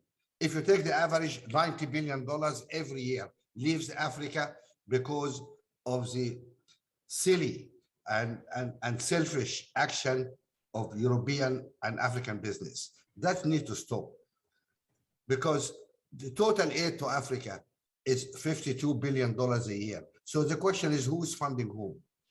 I think we really need good governance also from our friends to really stop that illicit flow of financial money. Look at the issue of beneficial ownerships of companies. We have been arguing about this for 15 years. And in 2019, European Parliament passed a law to say we need to have a public register for this. But we need that by the year 2025. Why you need 6 years to do that? That something can be done in 1 week. Why you need 6 years to do the right thing?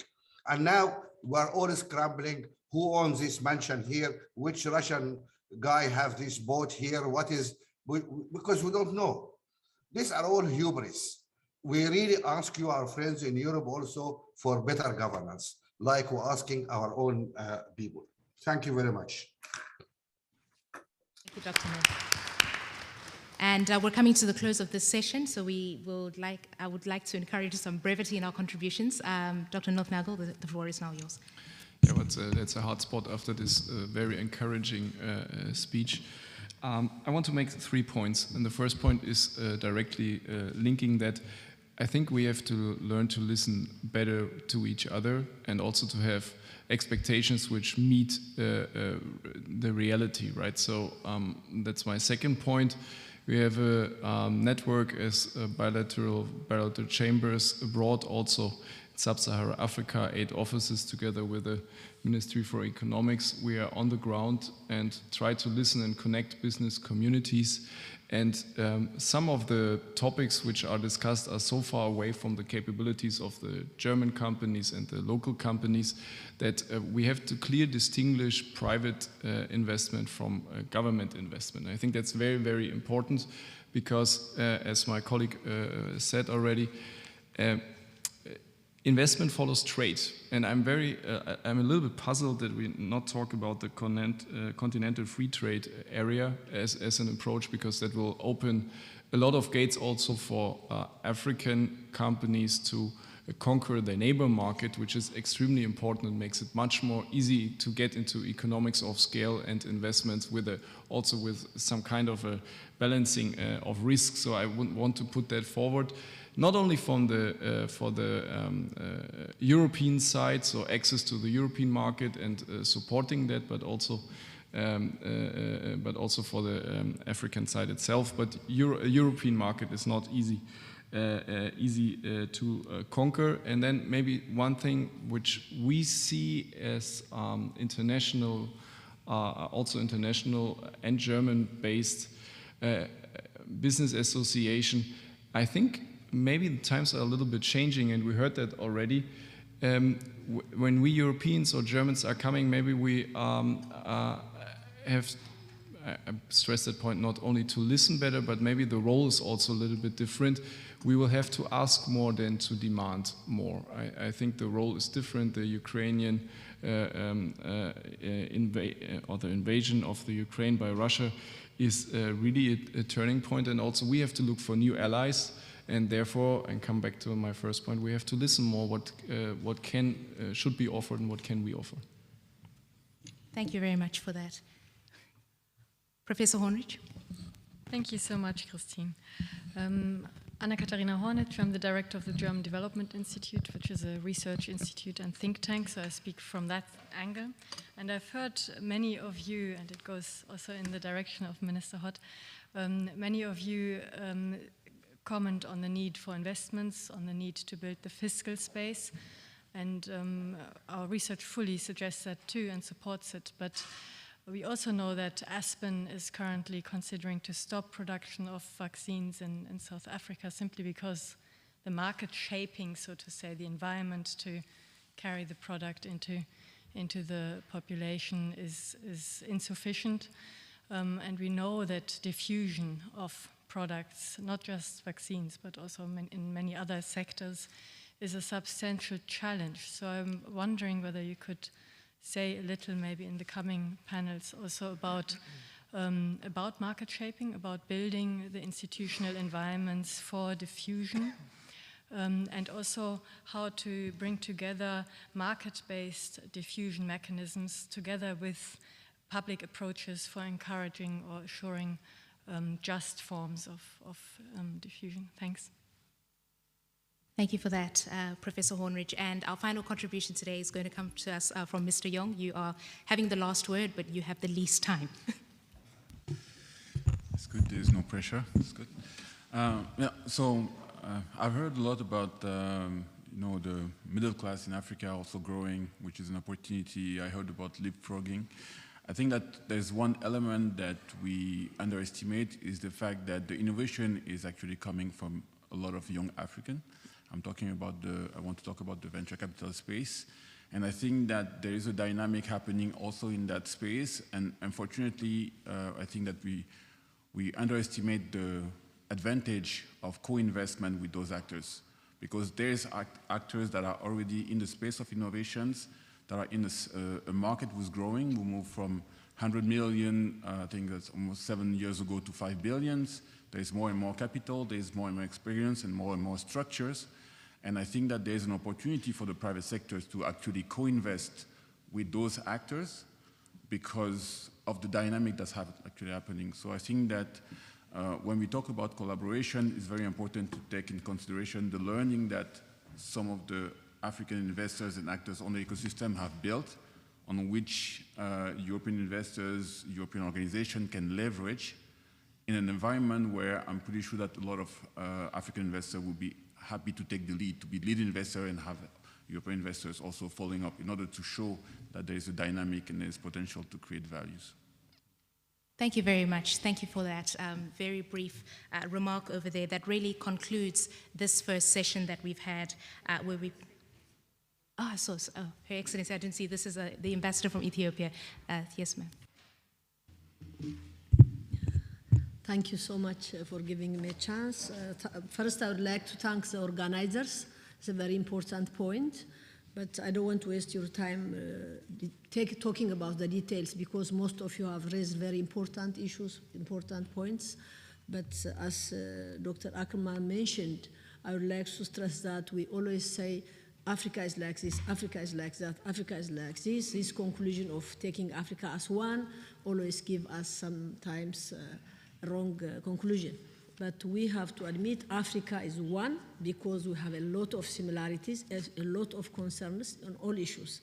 But still, on the reality on the ground might vary from country to country. Therefore, we also have to consider the realities on the ground. The most problem, the issues which is not raised, whether it's in charge regarding health, regarding security, investment, what have you, is what is floating all over the world, especially a challenge for Africa and other countries is a fake news, distorted information, defaming countries. That's what even the high powers, high reputable news agencies, medias are getting into it and lose their respect. I'm sorry to say it. Therefore, this also should be considered to work with Africa. Though Africa have not have enough media which reflects Africa's reality, we of course have to have ours, of course, but when we see about media is expected to be reputable, balanced, and the reporting should be reality and truth, not siding anyone. But we are missing in this era this part. But regarding investment, health or what have you, we really would like to see whatever is happening for Africa or done for Africa is for the world. COVID has taught us a lot, therefore we have to see whatever is going to be invested in Africa is for the world. I like this initiative done regarding compact with Africa, not for Africa or to Africa, which shows somehow partnership. This is a great idea, but what I would like to put as a point is there are such nice projects which start, but just once or two times tried and then fade out, especially Europe having all this potential. If this is continuously done, especially the private sector would like to have the support and the guideline by the governments of Europe so that it gets continuity. Like we see other countries continuously coming to Africa are successful, but in Europe, we come and see we expect nice asphalt in Africa or no interruption of power in Africa, then we say, no, it's not possible to do something. But it's possible when there is a problem. Yes. And we want Europe to come and solve our problem together with us and invest, because it's a big investment opportunity. There is a big potential which is not touched at all. Therefore, please come to work with us together as if it's yours, not to get a green carpet, but create a green carpet and red carpet with us. Thank you so much. Thank you very much for that, Ambassador Özdemir. We must pivot to the next session, and that is, of course, where we're looking specifically at resilient relations on health and agriculture. We're adjusting our program slightly because our next speaker has to rush into a plenary. And I now want to introduce to you Dr. Thomas Stephan. He is the State Secretary at the Federal Ministry of Health. He's prepared some remarks for us today. We've heard a lot about vaccines, vaccine patents. And can you please talk to us, Dr. Zadelberger, about the how Germany is supporting African countries to set up resilient health infrastructures? Yeah, Honorable Minister, ladies and gentlemen, dear participants of the Africa Roundtable, first I need to apologize that I only can stay very shortly because I'm in midst of going back to the parliamentary session. And I guess I'm supposed to give you a short overview about the resilience issues regarding the COVID pandemic situation. And last weeks have been dominated by the terrible war in the Ukraine and its worldwide consequences. The public focus might have changed recently, but we cannot afford to ignore that we are still in the middle of a pandemic that's strengthening and improving of global health is as important than ever.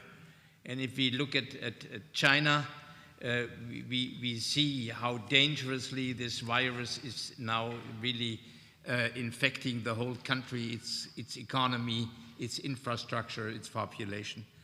Therefore, we must take up the lessons we have learned during the last 2 years. And at the Security Conference in Munich earlier this year, together with the Coalition for Epidemic Preparedness Innovations and the Johns Hopkins Center for Health Security, we conducted a pandemic war simulation, you might say, with the title Every Day Counts, a pandemic vaccine exercise, a fictional scenario of a global outbreak caused by a new virus after we did not deal with coronavirus well enough. And naturally, there come out several polarities. Each country especially is looking for its national interest to prioritize its own people. On the other side, we have a definite and distinct need for international cooperation. But the fictional war game showed very clearly this factor of national interests has to be included realistically and accounted in for the strategy. Early investments, on the one hand, are forestalling larger costs, but naturally open up much more additional policy options. But you invest in costs, and you don't know if it's needed. So there is also a polarity between early investment and unclarity about the future. On the other hand, not investing and having in the future very, very few and restricted options to take actions. Ladies and gentlemen, the German Ministry of Education and Research, naturally we acknowledge the multilateral requirement to invest in the pandemic preparedness.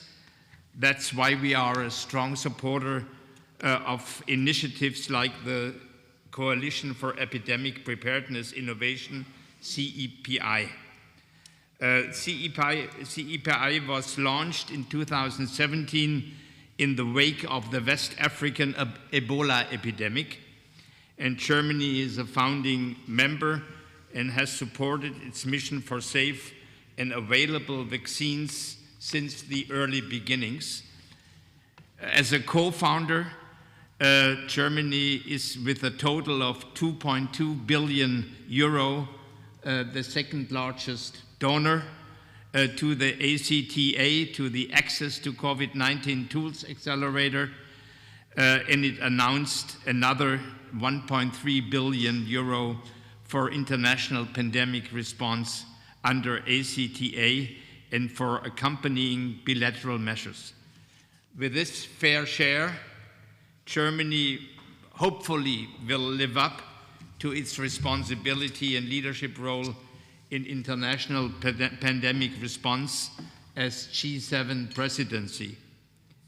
COVAX, the vaccine pillar of ACTA, is a particular beneficiary of this, especially Africa, developing countries, but also fragile states are supported in their vaccine campaigns. CEPI is also part of COVAX and intends, amongst other things, to promote the development of vaccines that are easier to handle and store, which facilitate logistics in African countries. We consider it as highly important that CEPI seeks to establish international partnerships with the Africa Center for Disease Control, ACDC, and the Initiative Partnerships for African Vaccine Manufacturing, PAVM, towards supporting the vaccine manufacturing industry in Africa. The path to a world with improved pandemic preparedness can only be achieved through this kind of global cooperation and collaboration. Thank you for your attention. Thank you, Dr. Zattelberger. I confused my two Thomases in the house today and introduced you as Dr. Thomas Stefan, but thank you so much for your remarks. And of course, you were speaking on behalf of the Germany's Federal Ministry for Education and Research. Much appreciated. I know that you've got to get back to other business, so we'll let you off the hook. If you call politics a business, yes. Thank you so much. Thanks so much for that. And again, we are now getting to the bit where we are well into our conversation now about resilient relations on health and agriculture. If you're looking at the program, you're thinking, where is our break? Well, ladies and gentlemen, I have to break it to you now. I have to play the strict chief whip in keeping in line with where we are in the parliament today. We're not doing well in terms of our time. So we're going to skip the break, if you will allow me, and let's just proceed. I promise we have refreshments and a nice reception planned afterwards, but let's get through our conversation now, and hopefully you will indulge me. I would like to have us look now at a trailer. This is a special input that has been prepared by Deutsche Welle. It really lays the groundwork for the conversation that we're going to be continuing to have that now. So let's have them play that, which has been independently produced for the roundtable by my colleagues at the Deutsche Welle. The relationship between Africa and Europe is at a crossroads. Africa is struggling. The continent's problems are mounting. The continent deals mainly with employment crisis. Hunger and poverty is on the rise. We have more desertification. We have much higher temperatures on the continent. We have also flooding, but somehow European countries are reluctant to tackle these problems. The COVID-19 pandemic and the effects of the war in Ukraine have taken their toll on Africa. But the continent is tired of aid money.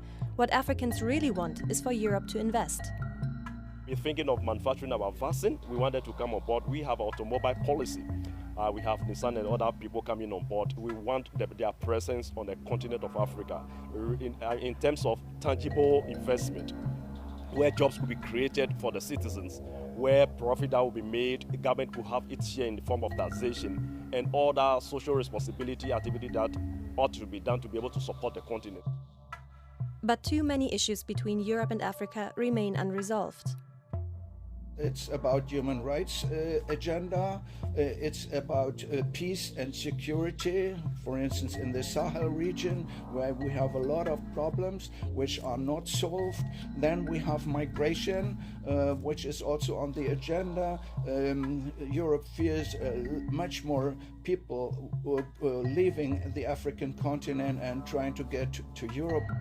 Botswana's President Masisi would like to see a genuine exchange based on partnership. It should not go the way it did after the discovery of the new Omicron variant. We really expect there to be a reconciliation of reactions to such discoveries. And part of it is just talking respectfully to those who you need to talk to and accepting or trusting that which they give you. If you don't, find a means through collaboration of ensuring that you can have some measure of trust, because any relationship is born out of trust. The international competition, however, doesn't sleep, while Europe remains uncompromising. They need to negotiate favorably with us, and the emergence of the Asia economy, we should be able to exploit elsewhere. So if Europe continue with the norm along the chain, we may resort to other economic blocks. Restoring Europe's and Africa's relationship requires collaboration, mutual understanding and respect.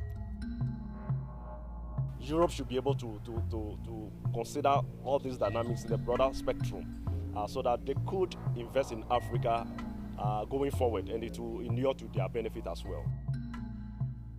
For a prosperous future, Africa's importance as an equal long-term partner for Europe must be discussed in a new light.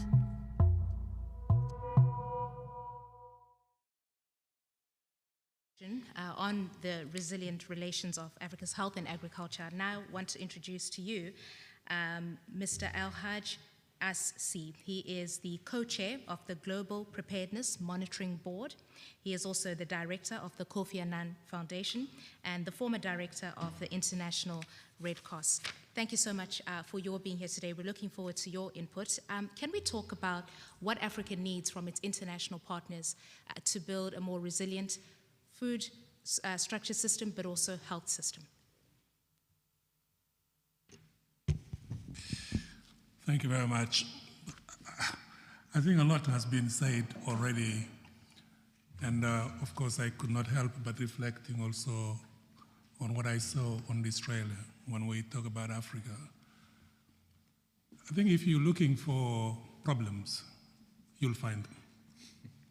If you're looking for hunger, you'll find it. If you're looking for malgovernance, you'll find it.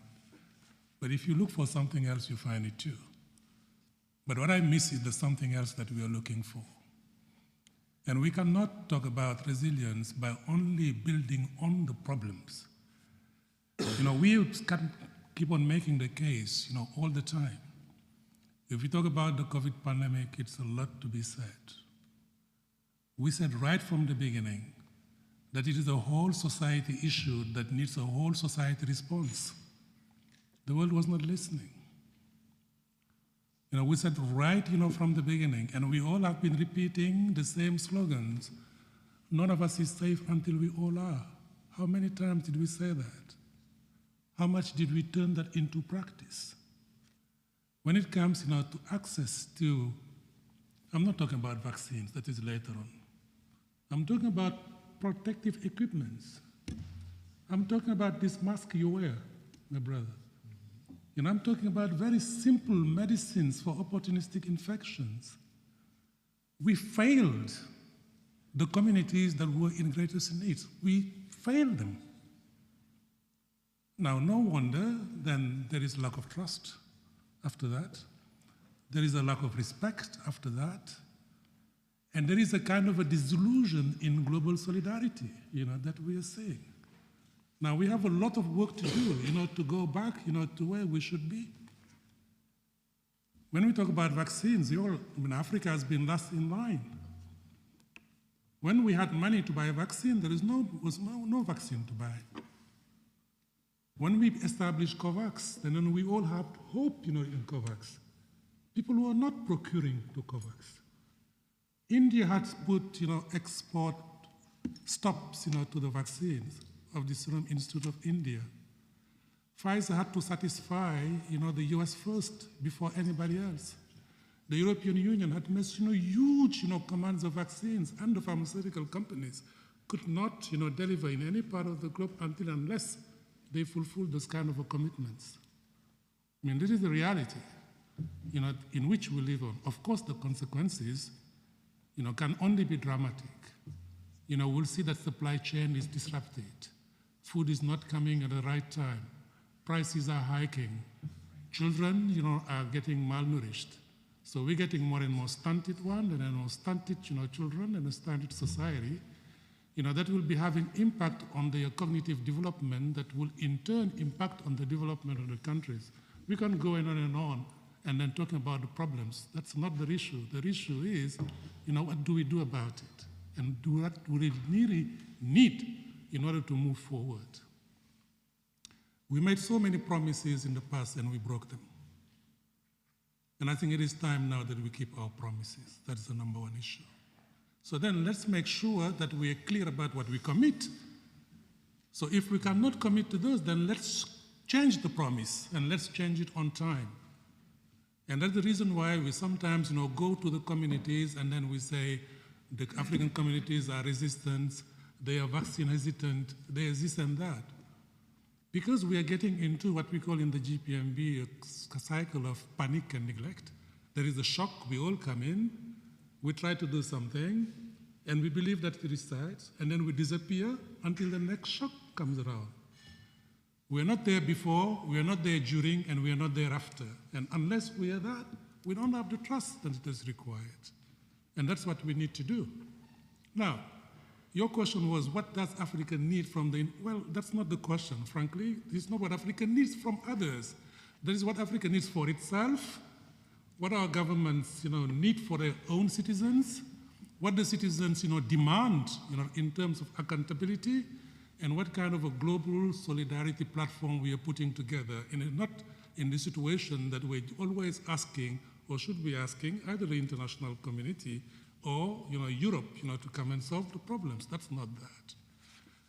We talk about respect and a common platform, an equal footing, and I heard that a number of times, but let's just put that in practice. And I think in order to put that in practice, then we need one word that I have not seen and I heard, it is leadership. It has been a total breakdown of leadership in the middle of this crisis. The institutions that we have put ourselves in place, we were not using them. Today we are asking to strengthen WHO. My goodness. We established this organization 75 years ago, and then we're starting to strengthen it. We're now in a kind of a total absurd situation where there are non-state parties that are funding more the organization than the member state themselves. How on earth is that sustainable? We are talking about demand and then shaping the market, and rightly so. But then let's make sure that what is produced in Africa, it is not only for Africa, it is also for the world. If we are in the kind of a mindset that those vaccines produced in Senegal, in South Africa, and in Rwanda will only be for the African market, then we'll fail, of course. We have COVAX. Let's make sure that WHO buys from that. Let's make sure that we procure, and then we have even advanced market commitments on the global level that those products, that are of good quality, can be used, at that level, as well. Because why, then should we accept that the Serum Institute of India will be getting, front-loaded by CEPI and others, and even Gavi, billions of dollars, for the development of vaccines to be exported, to the continent. And then when we invest, to have those platforms, it's only for Africa. And then we have a problem, of market, of course, and then shaping it. Why it shouldn't be, the same for the other companies. And I think now is the time, really, that we learn, from those experiences, not to put the knife, in the wound and just, talk about the problems, like many of which I saw in the films, which I really don't like to see anymore. A continent of hungry people, of migrant people, and the like. Well, you can find all those problems of wars, and so we have a war right here next door. Those things, happen everywhere. That's not the issue. The issue is now, what do we do about it? And what we do about it, there are a number of ideas we come here, a number of promises that are being made. Unless we keep them and sustain them, we will get into the cycle of panic and neglect. And if we get to that cycle, trust will be eroded. If trust is eroded, of course, we will not have the kind of a partnership that are sustainable on the long term. Finally, I just would like to salute this gathering, because in this fragmented world today, you may take it for granted, but it is rare just to have the space to have this kind of a discussions, having government officials and others talking about these issues. Well, tell me where else, it is happening, with African counterparts and others, there are not so many. And for that, I thank you.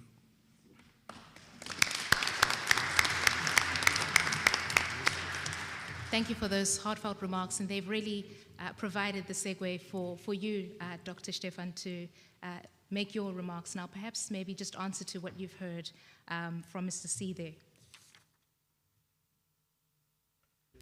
Thank you very much for inviting me to today's panel, and I carefully listened to my neighbor, and I have to confess that I could have been here 10 years ago in my previous role in the German finance ministry, and the debate would have been quite similar, I have to tell you. It's about talking about respect. It's about announcements. It's about chances rather than risks. It is also about current problems, past problems, and possible future problems. What is sometimes missing is a little bit of very, very precise projects, and especially beyond the announcements, the very precise implementation. Implementation means on a daily basis. And this is quite a burden on many of us to follow many projects on a daily basis and to really manage and to make sure that they will be turned in a success. And that is why I totally agree. We have to do more. On that basis, for example, we launched in the year 2027 the Compact with Africa, to always stress the with and not the for Africa, because it has been and it should be on an equal footing. But again, we need the projects and we need people and the processes to ensure that this will be turned into a success. And not only for Africa, but for the whole world, because we are talking at Africa as part, integrated part of the global society. And that is why, again, my experience is we have to do more, but there's maybe one element we also have to look at. And this is the element of what happened in the year 2020, and which, in my view, illustrated a lot that economic policies, financial policies, and health policies are correlated, nearly up to 1. Because whatever happens in health, and I'm then talking about the pandemic, could turn any economic development into the opposite. And that is why we sometimes have to take a more holistic approach, not just to look at the financial side, it might be costly, not just to talk about the economic side, but to also talk about those policies which had not been in the center in the past, at least not in my center over the past 10 years, but of course it turned into the center, and these are the health policies in all our countries, because this very clear is an interconnected world. Europe and Germany, we are not an island. Africa is not an island. We are sitting exactly in the same boat, and there's only one boat when it comes to pandemics. And that is why we have to better cooperate in future times. And that is why I would like to mention 2 or 3 levels where we have to enhance our cooperation, in the sense to make it as precise as possible and not just to talk about announcements. The first one is that we have to really look at our bilateral contacts and the bilateral projects between Germany and African countries. What we launched back in the year 2016 was the Global Health Protection Program. It's still up and running, and we will do that until the year 2025. We have around 60 projects, and we simply have to evaluate them in the light of the pandemic, because we want to make the systems on a local level as resilient as possible. But this can never be done if someone in Berlin decides we will spend money for X, Y, or Z. This can only be done together with the local levels and with great ownership of those countries which are our partner countries. So we are looking at that, but the clear goal is to make the resilience of the health systems more functional than they had been in the past. And this is also, by the way, true for the German health system. So I would never dare just to talk about Africa. I'm also talking to my very dear colleague about also the German health system and how maybe the WHO can help us to enhance our own system. So just to make clear, we are not just looking at Africa, we are also looking at ourselves, again, because we are all in the same boat. So this is about the bilateral basis. And to give you one precise example, what we launched in the past is to also support local vaccination and vaccine production and drug production on the ground. Because I totally share your view, we need more diversity on the global level. And that means it cannot be the case that in future times in the United States and Europe, we are producing the vaccines for the world and then distribute them. We need more supply chains, better supply chains, more independent supply chains, but also more production sites on the ground, which really and clearly includes Africa. I sometimes have the impression that there are a lot of announcements in the atmosphere about patents and about some theoretical issues. We really want to make sure that there will be a production on the ground and not just talking about theoretical things. And that is, for example, we would like to intensify our cooperation between regulatory authorities to make sure that whatever is produced on the ground is within a regulatory frame that makes it safe to produce the vaccine on the ground. Otherwise, we will never have the trust of the people in what is produced as a drug or as a vaccine. And we really have to intensify that cooperation between the Robert Koch Institute or other institutes together with the German Health Ministry. The second one is what we are currently doing in the frame of the G7 is very precise. We want to discuss and we want to draft something which is around better surveillance. I'm now talking under the surveillance and the supervision of CHIKWE.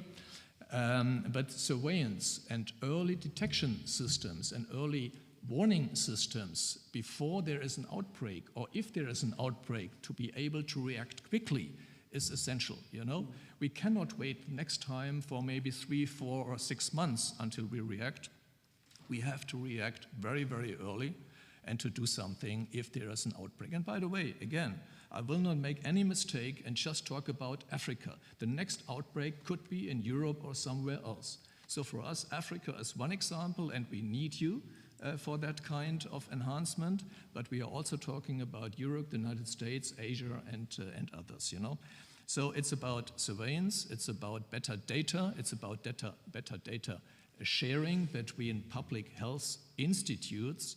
And second, we are also talking about a kind of radar screen on a global level where we can do some analysis to see what is happening so that we can react earlier. And the third point is how to react earlier. What is the fire brigade in future times? Is it a global fire brigade to go to a country of an outbreak and to stop the outbreak in an early moment, or is it a local one? I guess it has to be both. You know, we need the ownership on the ground, but maybe we need also some kind of expertise transfer from the global level to the local level to help in these kind of situations. There sometimes is no trust. I totally agree with you. We have seen that in South Africa, because South Africa has shared the data of a variant with us, and they had been, in their view, punished by travel restrictions. So we have to reflect on how we can prevent that in future times, to set the right incentives to share the data in future times, and we are doing that together with our partners, you know. And the last point I would like to make is on the WHO. It's also part of our G7 presidency that we want to strengthen the WHO. Wherever I go, wherever my minister goes, the first or the second phrase is, we want and we have to strengthen the WHO. This is done by money, of course we all know that, and we really want to increase the assessed contributions for the WHO. But maybe sometimes when we listen to other G7 partners, we also have to look at the reform side of the WHO, and we have to bring both sides of the same medal together. And that is what we want to do in the rest of the year 2022 under the German G7 presidency. Thank you. Thank you, Doctor. Thank you for that input, Dr. Steffen. We will now be coming to the close, and we'll just be getting an input now from a representative of the Bill and Melinda Gates Foundation, that is Aparajita Ramakrishnan. We know the foundation's record in terms of advocacy when it pertains to health matters. I'm looking forward to your input now. Thanks very much, and it's a real privilege to be here on behalf of the Bill and Melinda Gates Foundation, privileged partners of the government of Germany and many other governments represented here, but also obviously many countries in Africa as well, many of the institutions represented here. So among friends and I would say colleagues, hello. I think these are really challenging times to be working in development. I mean, the idea of trying to figure out what the priorities should be in such shifting sands, trying to remain optimistic, but as Bill would say, impatiently so, with the kind of urgency to get it done now and not wait 10 years to do it. It's all a bit overwhelming. And I think when that happens, we tend to try to narrow our aperture, and that's something that, that ideally, hopefully also adds momentum and speed to things. So our approach right now, we look at the world, if you look at it from a sort of just what's happening and the consequences of the war, for instance, on food security alone, I think there's an estimate of the International Fertilizer Development Center that 30% decline in fertilizer use in sub-Saharan Africa because of the war. Now, what that translates into is 30 million metric tons less of food produced. That means 100 million people won't have food in Africa. I mean, this is, the supply chain here is the thing. But there are so many smaller, not smaller, but big things like this that are at risk currently. I think we need to kind of also take stock of some of that. I think if you just take, therefore, the issues at hand, addressing the immediate food security issue is one priority for Africa. We think in partnership with Africa that needs to be addressed. But also the resilience of the system, including the health system, that sort of emerges from this. So there are two priorities in that sense. There's a short-term issue of how do you actually address the food security issue. I mean, I think one is, of course, the humanitarian response and the preservation of livelihood. I mean, I think supporting organizations like UNICEF, the World Food Programme, and Germany is a great supporter. I think those are continued priorities for the world to make sure that that kind of preservation of, let's say, support is continued, but also to kind of also focus on domestic supply chains, and as many have mentioned, keep trade open. I mean, I think from an Africa perspective, that again becomes a very important priority. From the short to medium term, you can think of it slightly differently. You know, there are issues to bottlenecks of why fertilizer access is so difficult in Africa. Well, how can we address those? Those are very specific problems. They just need a nut cracker. I think then you have issues such as helping to ensure that countries have the fiscal space, and I'm sure Mr. Amadou Hott will agree with this, the idea that there's the need to preserve fiscal space for development spending. I think that can be a huge amount of pressure on governments in Africa, but also other countries struggling under the weight of a lot of malformations these days. I think also focusing on things like the FAO's market information system to try to predict future food crises, I think would be an important thing.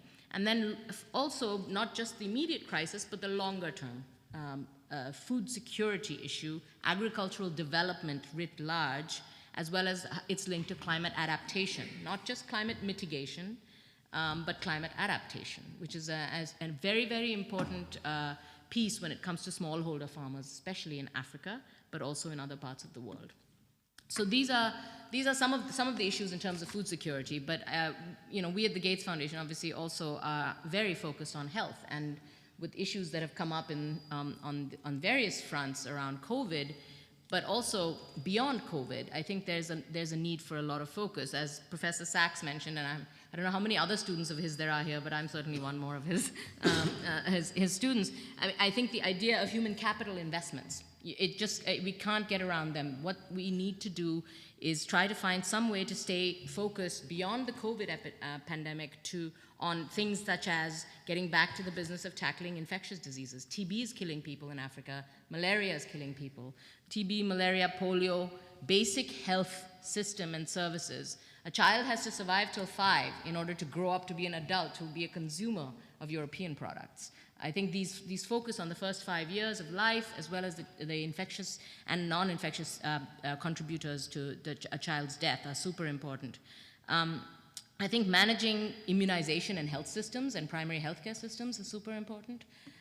The German contribution to many, many multilaterals, Gavi, the Global Fund, GPEI, the Polio Eradication Initiative, the Global Financing Facility, we welcome that, and we really applaud the German government on its commitment to these multilateral areas of support, but also bilateral supports that are being extended across the board. And here, I think if we look forward on how to prevent further crises, but also address them in a way that is perhaps more resilient, we might consider four places to start. One is certainly surveillance, which Herr Stefan mentioned very clearly. Surveillance being a priority means that we can track stuff before it happens and hits us. And so investing in that in a global network is a high priority. Also, new tools, investment in new tools. And here's where innovative finance and new funding mechanisms and financing mechanisms are very important.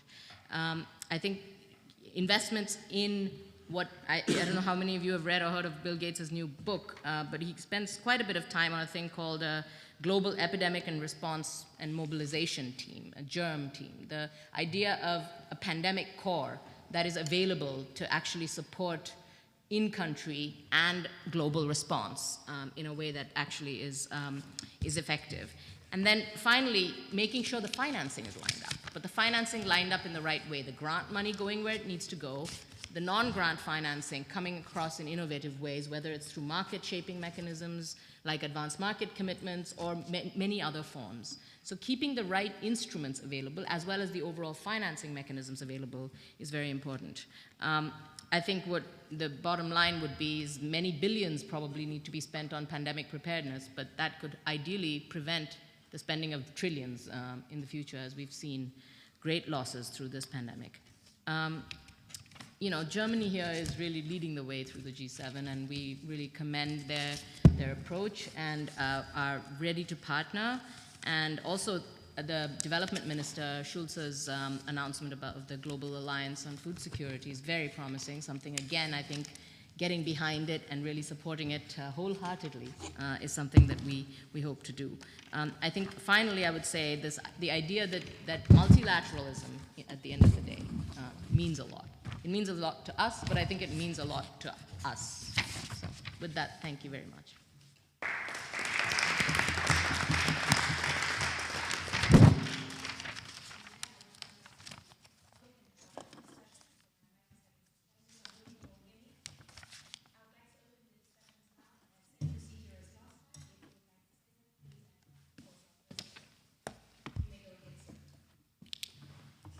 To everybody else to please make sure your microphones are off while others are making a contribution.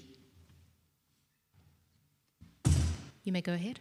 Okay, thank you, Christine. I'm Michael Krake, the German Executive Director for the World Bank in Washington. And I come back to the beginning of our discussion when the Honorable Minister Amadou Hott asked us to strive for A+. And striving for A+, that means to me, you need to be able to crack the very hard nuts as well. And I think the discussion that we have here today, we have a lot of shared thinking, and as so often the question is, how do we get into the action and what do we have to prioritize? And I would like to make two contributions to that. I want to build also on what you said, Edwin. I think one crucial point in coming to implementation and action in a world where we see we have multiple crises at the same time, we're not used to that, dealing with big global crisis at the same time, cascading risks. The natural reaction of the international community is to turn to multilateral institutions in a time like this. We see that with the Bretton Woods institutions that are asked to do more than ever before. And, but at the same time, these institutions were founded something like more than 70 years ago with a completely different mandate, building up, developing individual countries. And now they should be the ones who hand out umbrellas in a time where everyone else is kind of collecting the umbrellas, either for himself or not having any umbrellas anymore. And this is a real challenge, and I think what is discussed now, you know, I'm now based in Washington, so what we discuss half of the day now on the aisles is the reboot of the Bretton Woods institutions. We've founded them 70 years ago, they served us well, but we think we need to further develop them, and it's probably not only an incremental work to do, it's really something where you need to, where you need to take risk as well. And so if I would go back to Washington and say, let's strive for A+, they would send me out of the boardroom at World Bank Group, because what we are talking about is the AAA, yes. And that is to some extent the holy grail. We don't want to move markets here today, but still we have to have the discussion about acknowledging these important restrictions and factors. How much risk are we prepared to take in times like this with multiple crises? And I think especially right now, these institutions will be measured by something like the global food crisis and the fallout of Russia's war against Ukraine. And I'm not sure if single institutions are equipped to do that. We know about the UN institutions, it's not the first food crisis. And we see we have made experiences in the past. I'm not sure if we've learned all our lessons, and we haven't all actors on board. So my call would really be to focus, could also be a recommendation to the G7 and later to the G20, to focus on revamping the multilateral institutions that we all turn to in these days, but that are not fully equipped to do the job. Thank you so much for that input. And I just want to tell you something that I saw on Twitter the other day.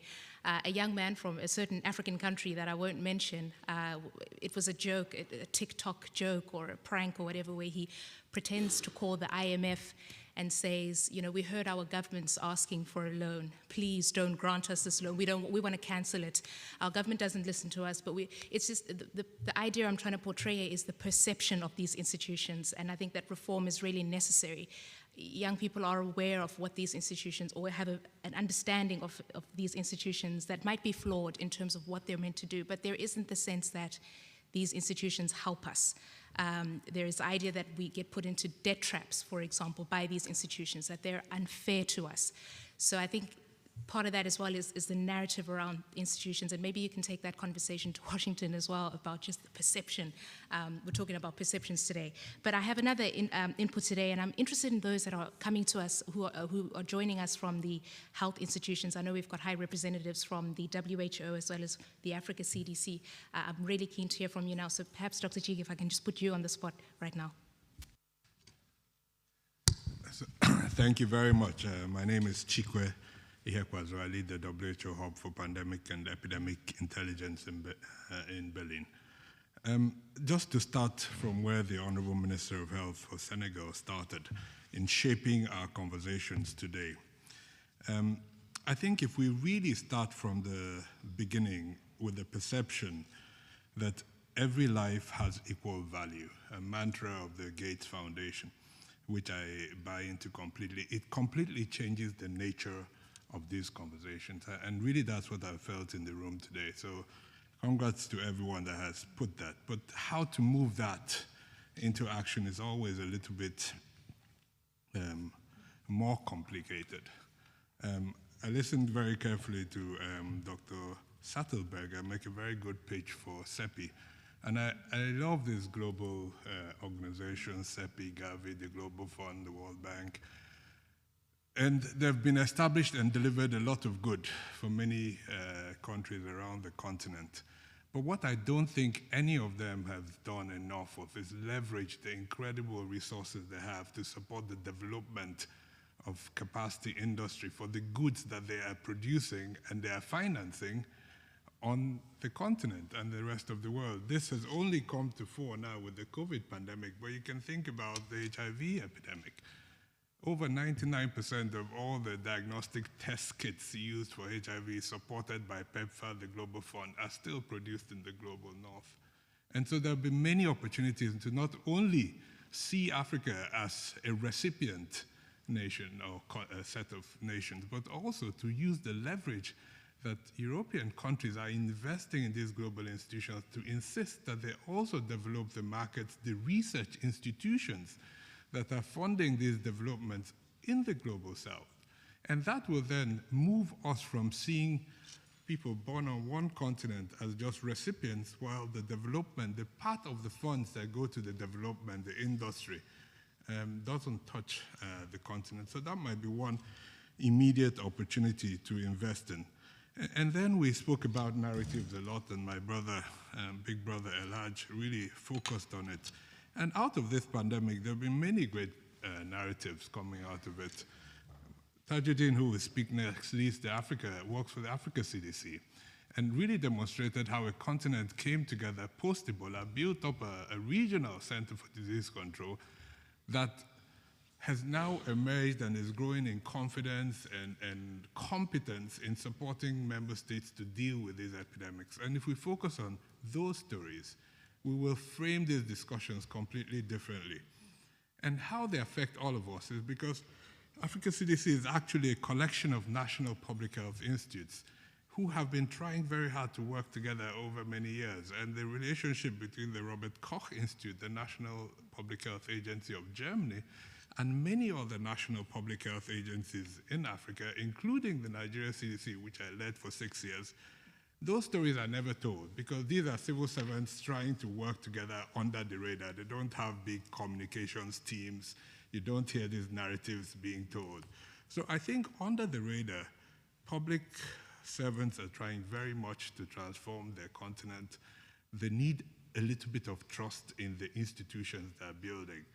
And that's where organizations like WHO are so important, because as much as we might find, and it seems to be lots of favorite topics for many people, to criticize an organization, this is a member state organization, so it works on the mandate of its member states. That has pros and cons, it gives it the legitimacy. And I think having the opportunity now, and I'll end here, in thinking around, you spoke about the peaks and troughs, the cycles of neglect and investment. If we really focus on what we can learn out of this pandemic and think about the one boat illustration of all of us being in when it comes to infectious disease threats that Dr. Stephens used, to think about how we think about pandemics moving forward, and developing this new WHO hub for the world in Berlin is really a good example of being forward-looking in how we can think about one of the existential challenges of our time. So if we really go back to where I start, because whether it's multilateralism, whether it's the mantra of every life has equal value, is really about how we shape the narrative of the world we live in and how we translate that into actions in the decisions we make. Thank you. Thank you for that. Dr. Tajuddin Raj, I'd like to come to you to get the Africa CDC perspective. Yeah, no, thank you, Christine. Let me say that Chikwe and Elhaj Asi has actually made my submission and my case very simple, because they've talked from the perspective of Africa CDC and by extension the African Union. The Africa CDC, as we all know, is just 5 years old, but it's a specialized technical institution within its political organization. So being within that political organization actually gives it a lot of advantage, you know. And if there are some key lessons we've learned from this COVID-19 pandemic, is the fact that we've seen the limit of global solidarity. In fact, we've seen the collapse of global solidarity. We have also seen the limit of multilateral mechanism. And we have seen what advantage a regional platform like Africa CDC can bring on the table to complement whatever that is taking place within that multilateral space. A typical example is COVAX. We know COVAX has done very well, but COVAX cannot do everything. You know, and one of the game changers as far as the vaccine landscape on the continent of Africa is concerned was when our head of state and government put in place what we call the AVAT mechanism. Today, AVAT has been able to supply what we take to vaccinate around 35% of our population. So meaning that they have been able to meet COVAX midway. You know, rather than leaving COVAX to do it alone, the regional mechanism has been able to meet midway. When you go to diagnostic, the same thing. When you go to PPE, other life-saving equipment, the same thing. So let me also say that at the last summit of our head of state and government, that's February this year, they did, they decided that there's need to begin to look at things differently, you know, and they are championing what we call the new public health order for the continent and beyond the continent. And this is underpinned by 4 critical pillars. First is the need to strengthen our health institutions. We have been calling on strengthening WHO, the Africa CDC, but much more importantly, those national level public health institutions, which Chikwe has also talked about. Very, very important. We need to see a situation whereby whenever there is an outbreak in any country, the national platform should be able to do something before calling on the regional, before Geneva will come and step in. You know, of course, we've seen a lot of improvement in that regard. We know some few European countries are supporting some of our member states, but that is not enough. I think it's something that we really need to pay a lot of attention to, and we need a lot of investment in that regard. We have the African Medicine Agency coming on board. You know, this is one of those institutions that need to be strengthened if at all we are going to guarantee the security of 1.3 billion people on the continent of Africa.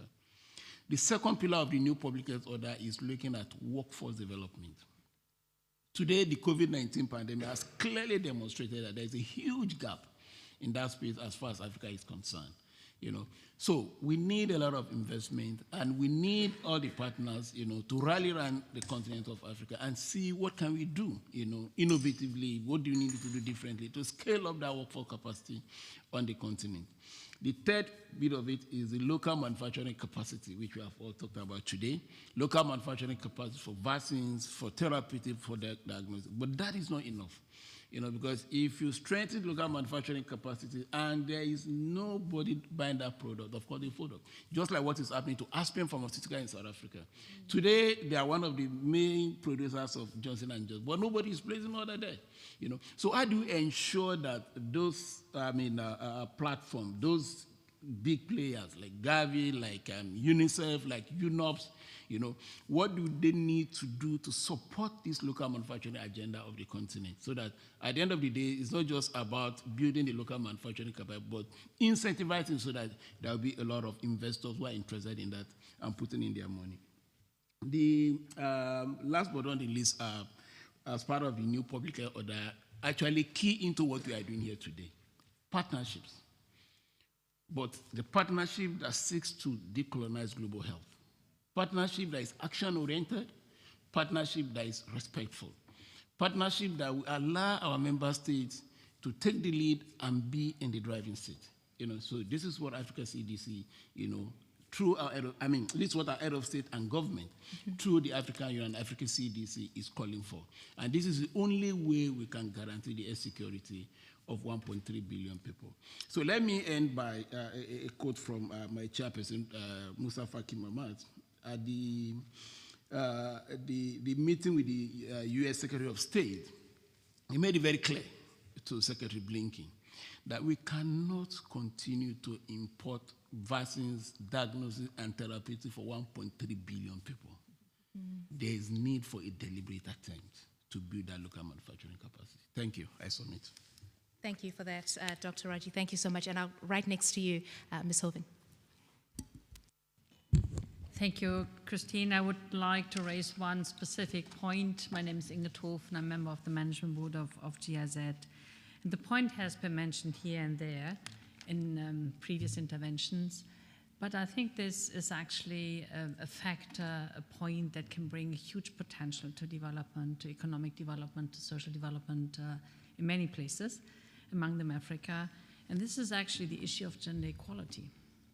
It's a cross-cutting issue, and possibly we are not speaking about crisis, the climate change and its impact on economies. We are speaking about the impact of COVID-19, and now lately, of course, of the war in Ukraine. But there's a silent crisis.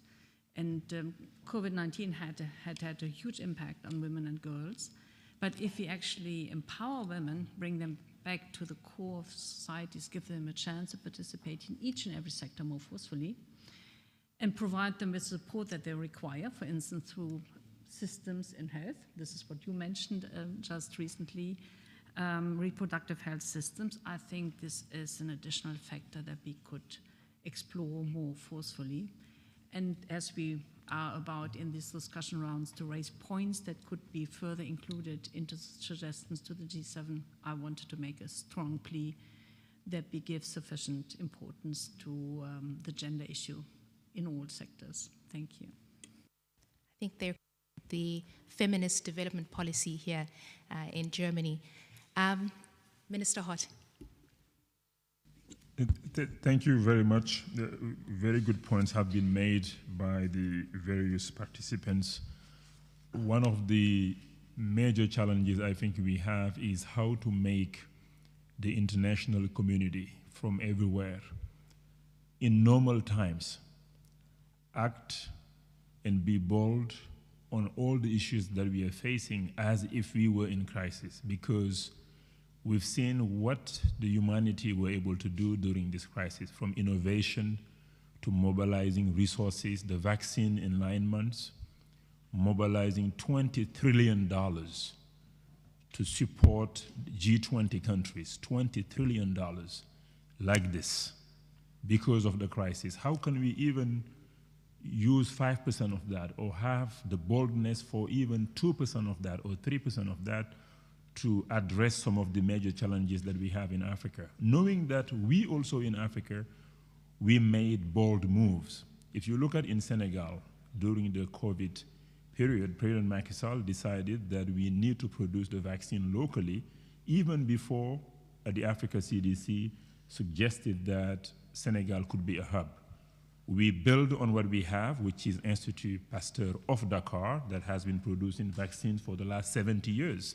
For the last 60 years, they've been approved by the World Health Organization as a producer of malaria, yellow fever vaccines. Only 4 around in the world. Senegal is one of the 4. And we said that we need to produce COVID-19 vaccines locally. We started investing, and Team Europe, America joined us. We needed $200 million, but today, the 100 million is from the government, with the help of the European Investment Bank, a loan that we had for COVID resilience.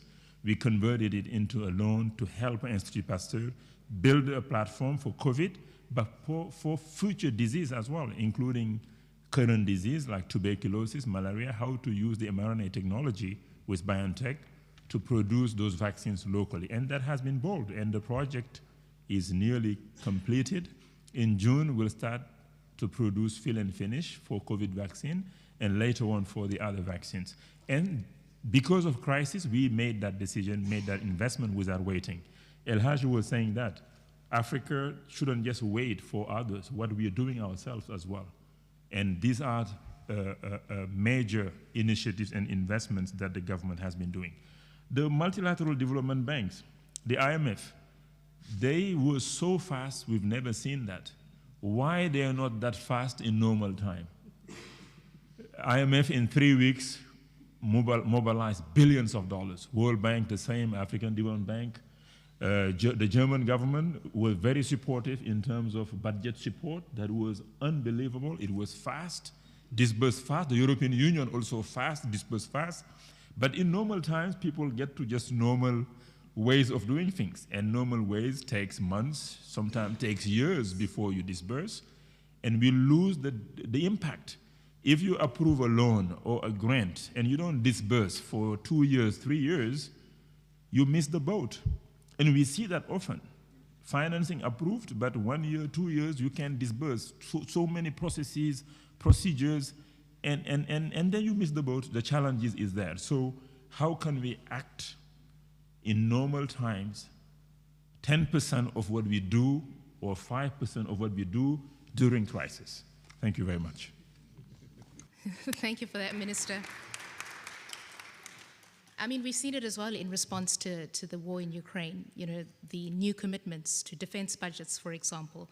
Suddenly this money is available, but we've been wondering why we can't muster it for things like investment in education and other very important things as well.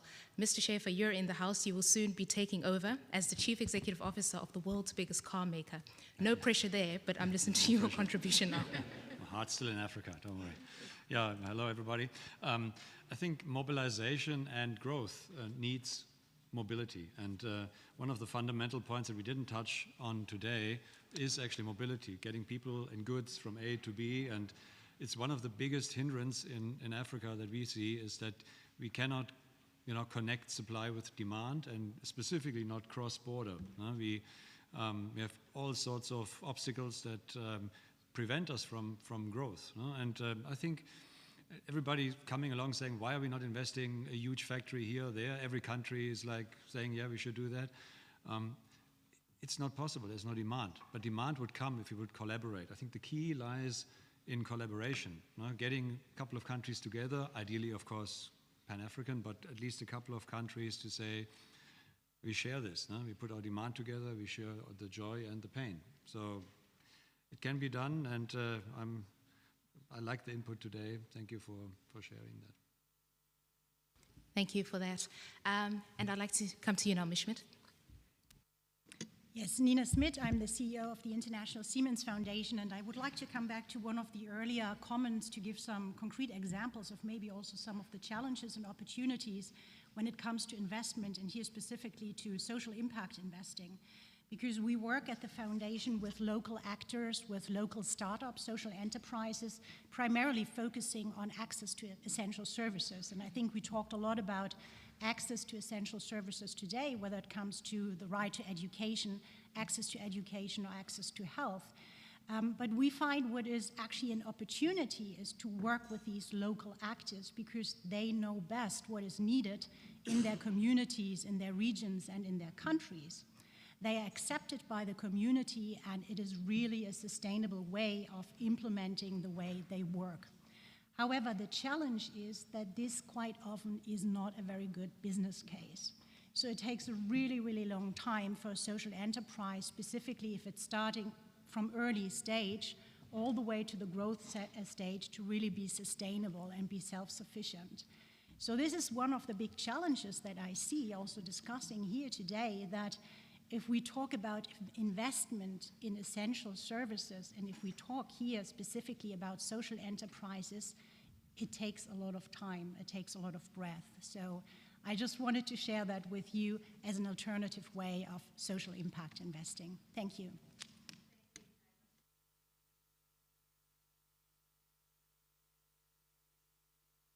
Yeah, thank you. Just a very, very short remark. Actually, the link between the economic consequences and the pandemic is, well, one of the consequences we see is that the SDGs saw extremely big drawback, and due to the WHO, I think that people in need of humanitarian assistance reached a new record high, and this is something which should really worry us. And we heard a lot about things what now should be done. And if you look at recent studies, then the risk that we see zoonotic diseases, so diseases where there's an animal where gives some virus to human beings, that this rate where we might see this will be accelerating quite a lot as well. And so people are quite tired of the pandemic, but at the end of the day, there might be more to come. And therefore, I think it's extremely important that we draw the right lessons from this pandemic. And one, of course, we really need to be quicker.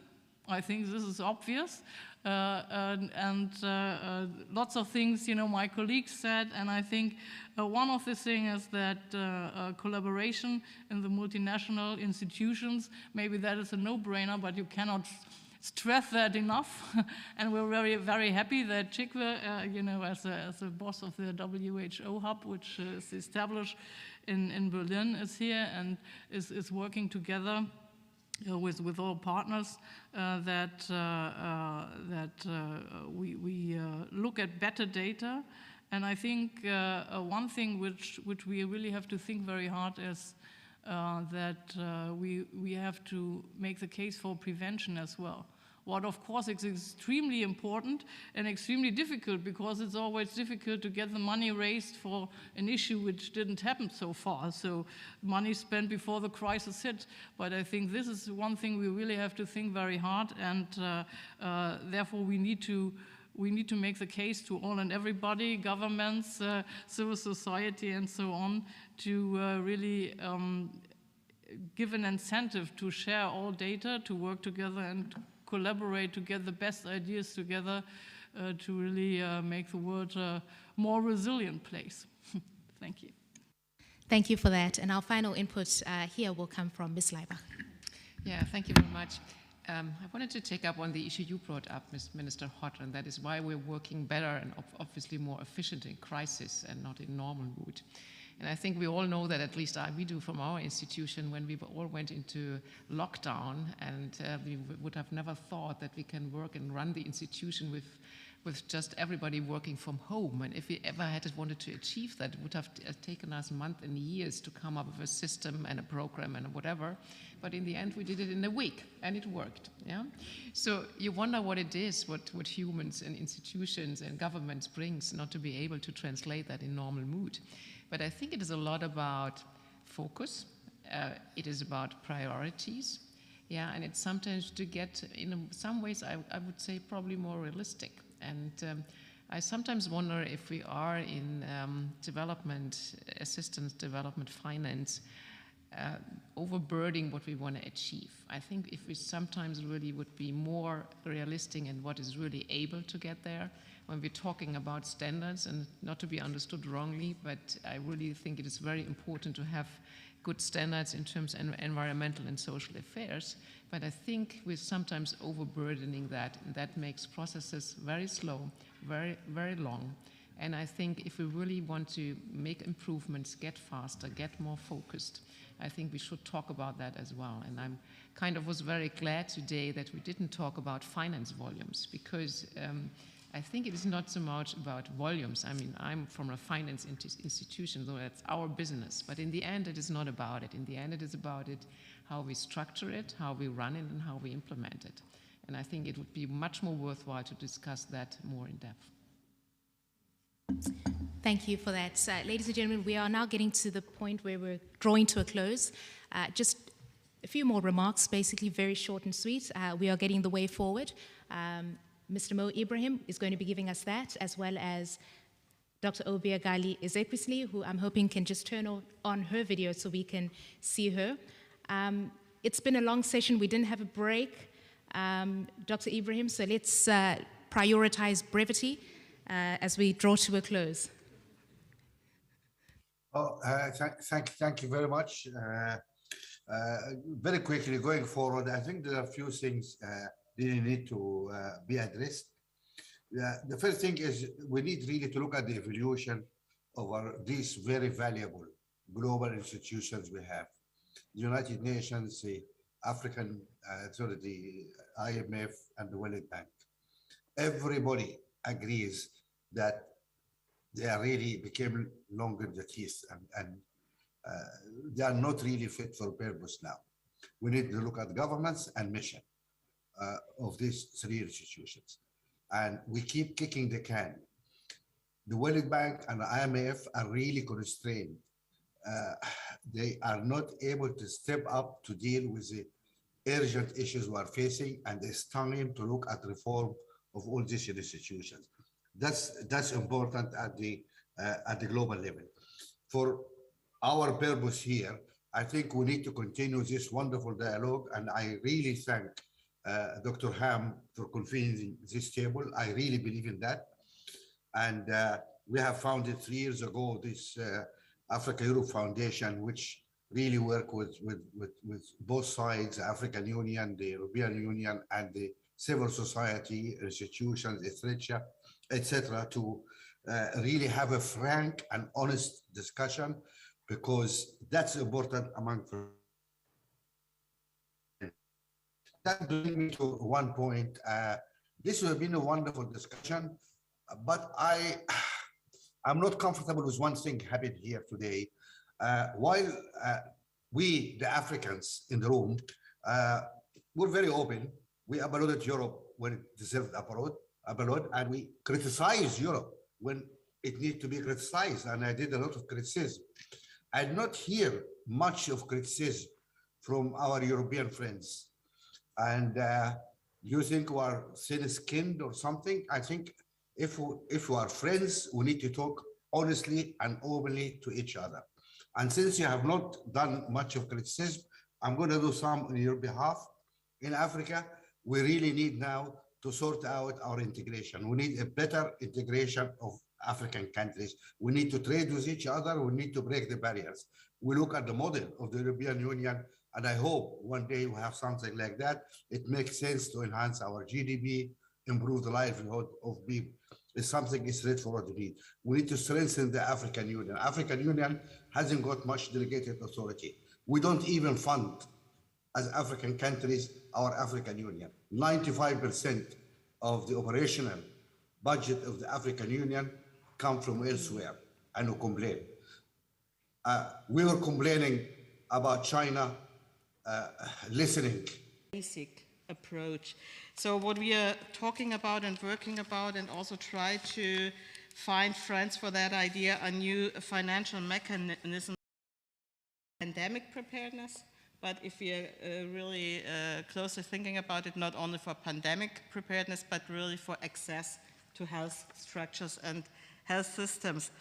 And the African Union was mentioned. For us, it's very important to support the idea of the African Union in that goal, that there should be affordable healthcare services through the continent, but also the producing 60% goal the African Union was mentioning for its own vaccines by 2040 is something we really try to support, and I think that's important.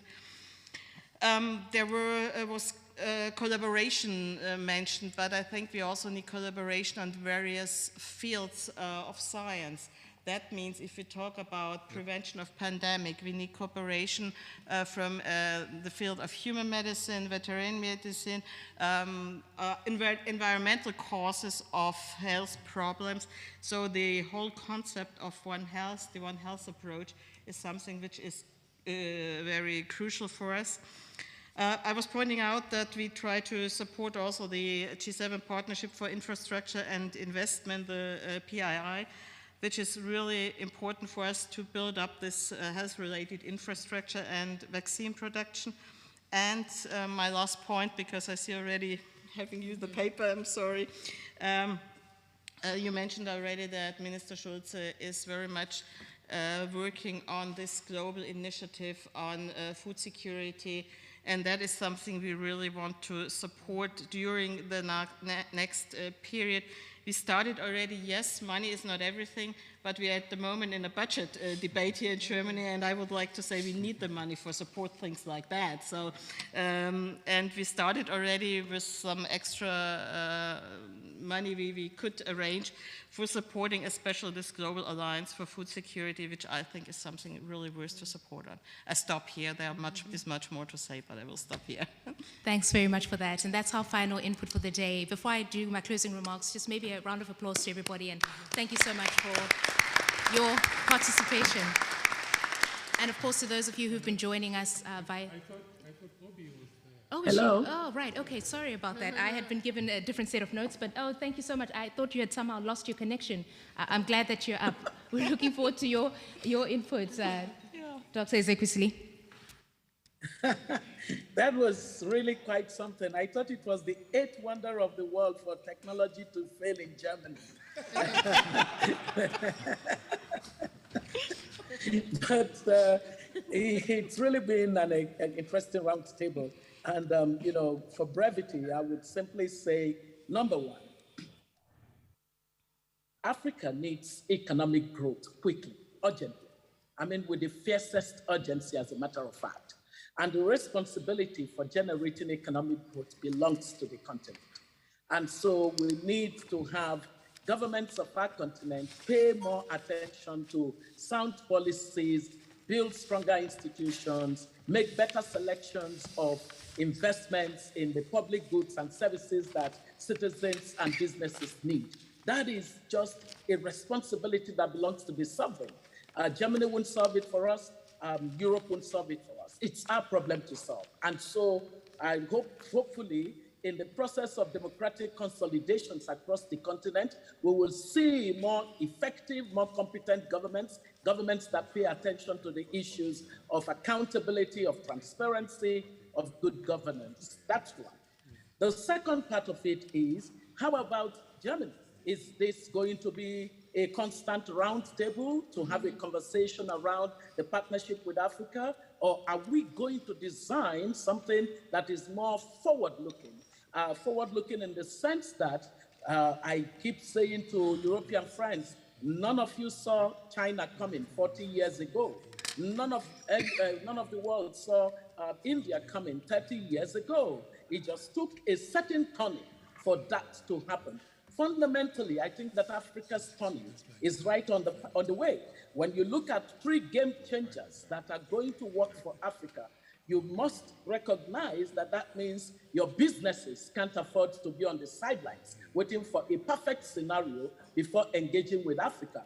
Number 1, Africa's women. Number 2, Africa's young people. Number 3, technology. These 3 game changers are going to transform the continent and already are beginning to show the signs that indeed there is evidence to have that hope, that even where there is poor governance, we see that the talent industries around women, around young people are leading the way, are growing despite bad environment of growth.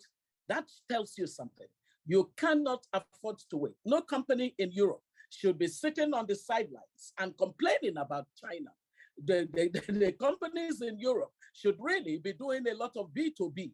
And then governments in Nigeria, in South Africa, in Egypt, in Africa, more broadly, should be engaging together to say, what are the problems of our private sector that we can help them solve, especially in terms of buying down risks where there are clearly risks that need to be bought down, whether it's in terms of infrastructure, it's in terms of energy and all these other related issues. And then number 2, AfCFTA is Africa's greatest economic revolution. This is the best decision that the AU has made.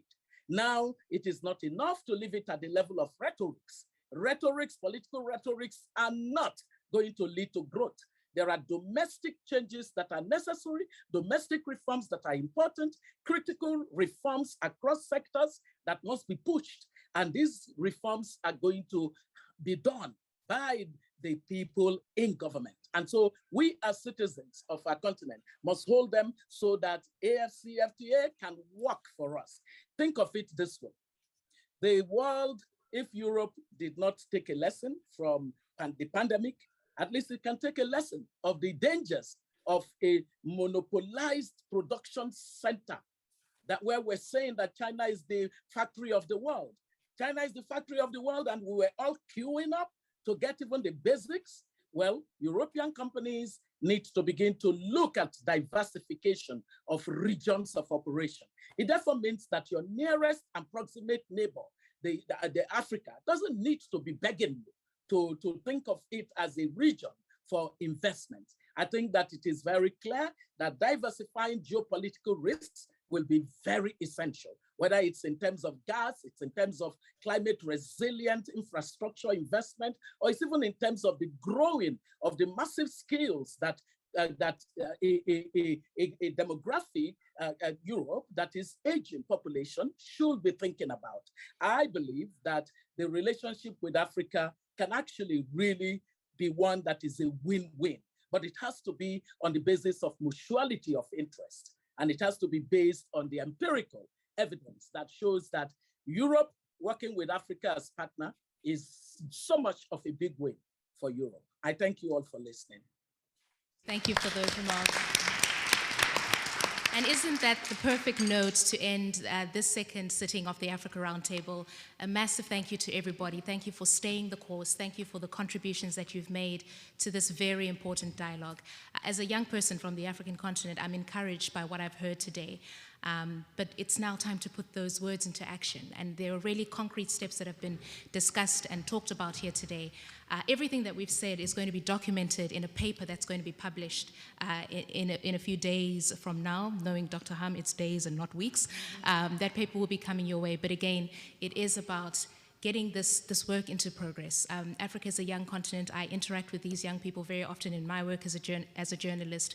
Nobody's interested in having to be forced to migrate. People have ambitions for their lives in the countries that they live in, but they need those opportunities. It's very difficult to tell young people, to deny them opportunities that they can have. And so if they can't find them where they are, they will go to find them where they can get them.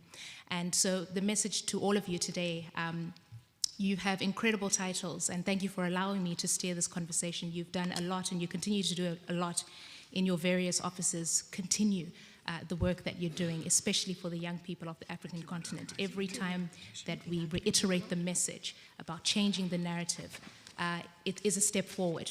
It will take us some time, but we're getting there, and I'm happy about the fact that we're going in the right direction. And of course, Minister Hott, it's refreshing to hear from leadership, and that's what we're looking for on the African continent. Visionary leadership, leaders that we can call to account, that will do as they promise. Election campaigns are electric on the continent, but sometimes people go into office and we don't see the results. Sometimes people overstay in office and we still don't see those results. So, and I say this because, you know, Uncle Mo, as we call him, Dr. Ibrahim, always says, when you get the platform, challenge them. And this is what I'm doing. And I know you'll take the message, not just home to Senegal, but also at AU level, when you have these conversations. The young people have a vision for the continent, and we're calling on you guys to realize that. It's what you as public servants have been elected to do. So thank you so much, everybody. And now we can go and enjoy ourselves the afternoon. Thank you. Thank you very much.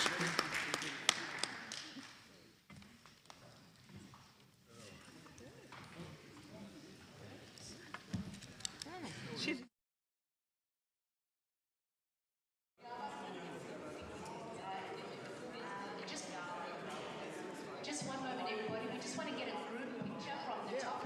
But the best way would be that everybody goes inside of the If everybody round. can please come into the circle.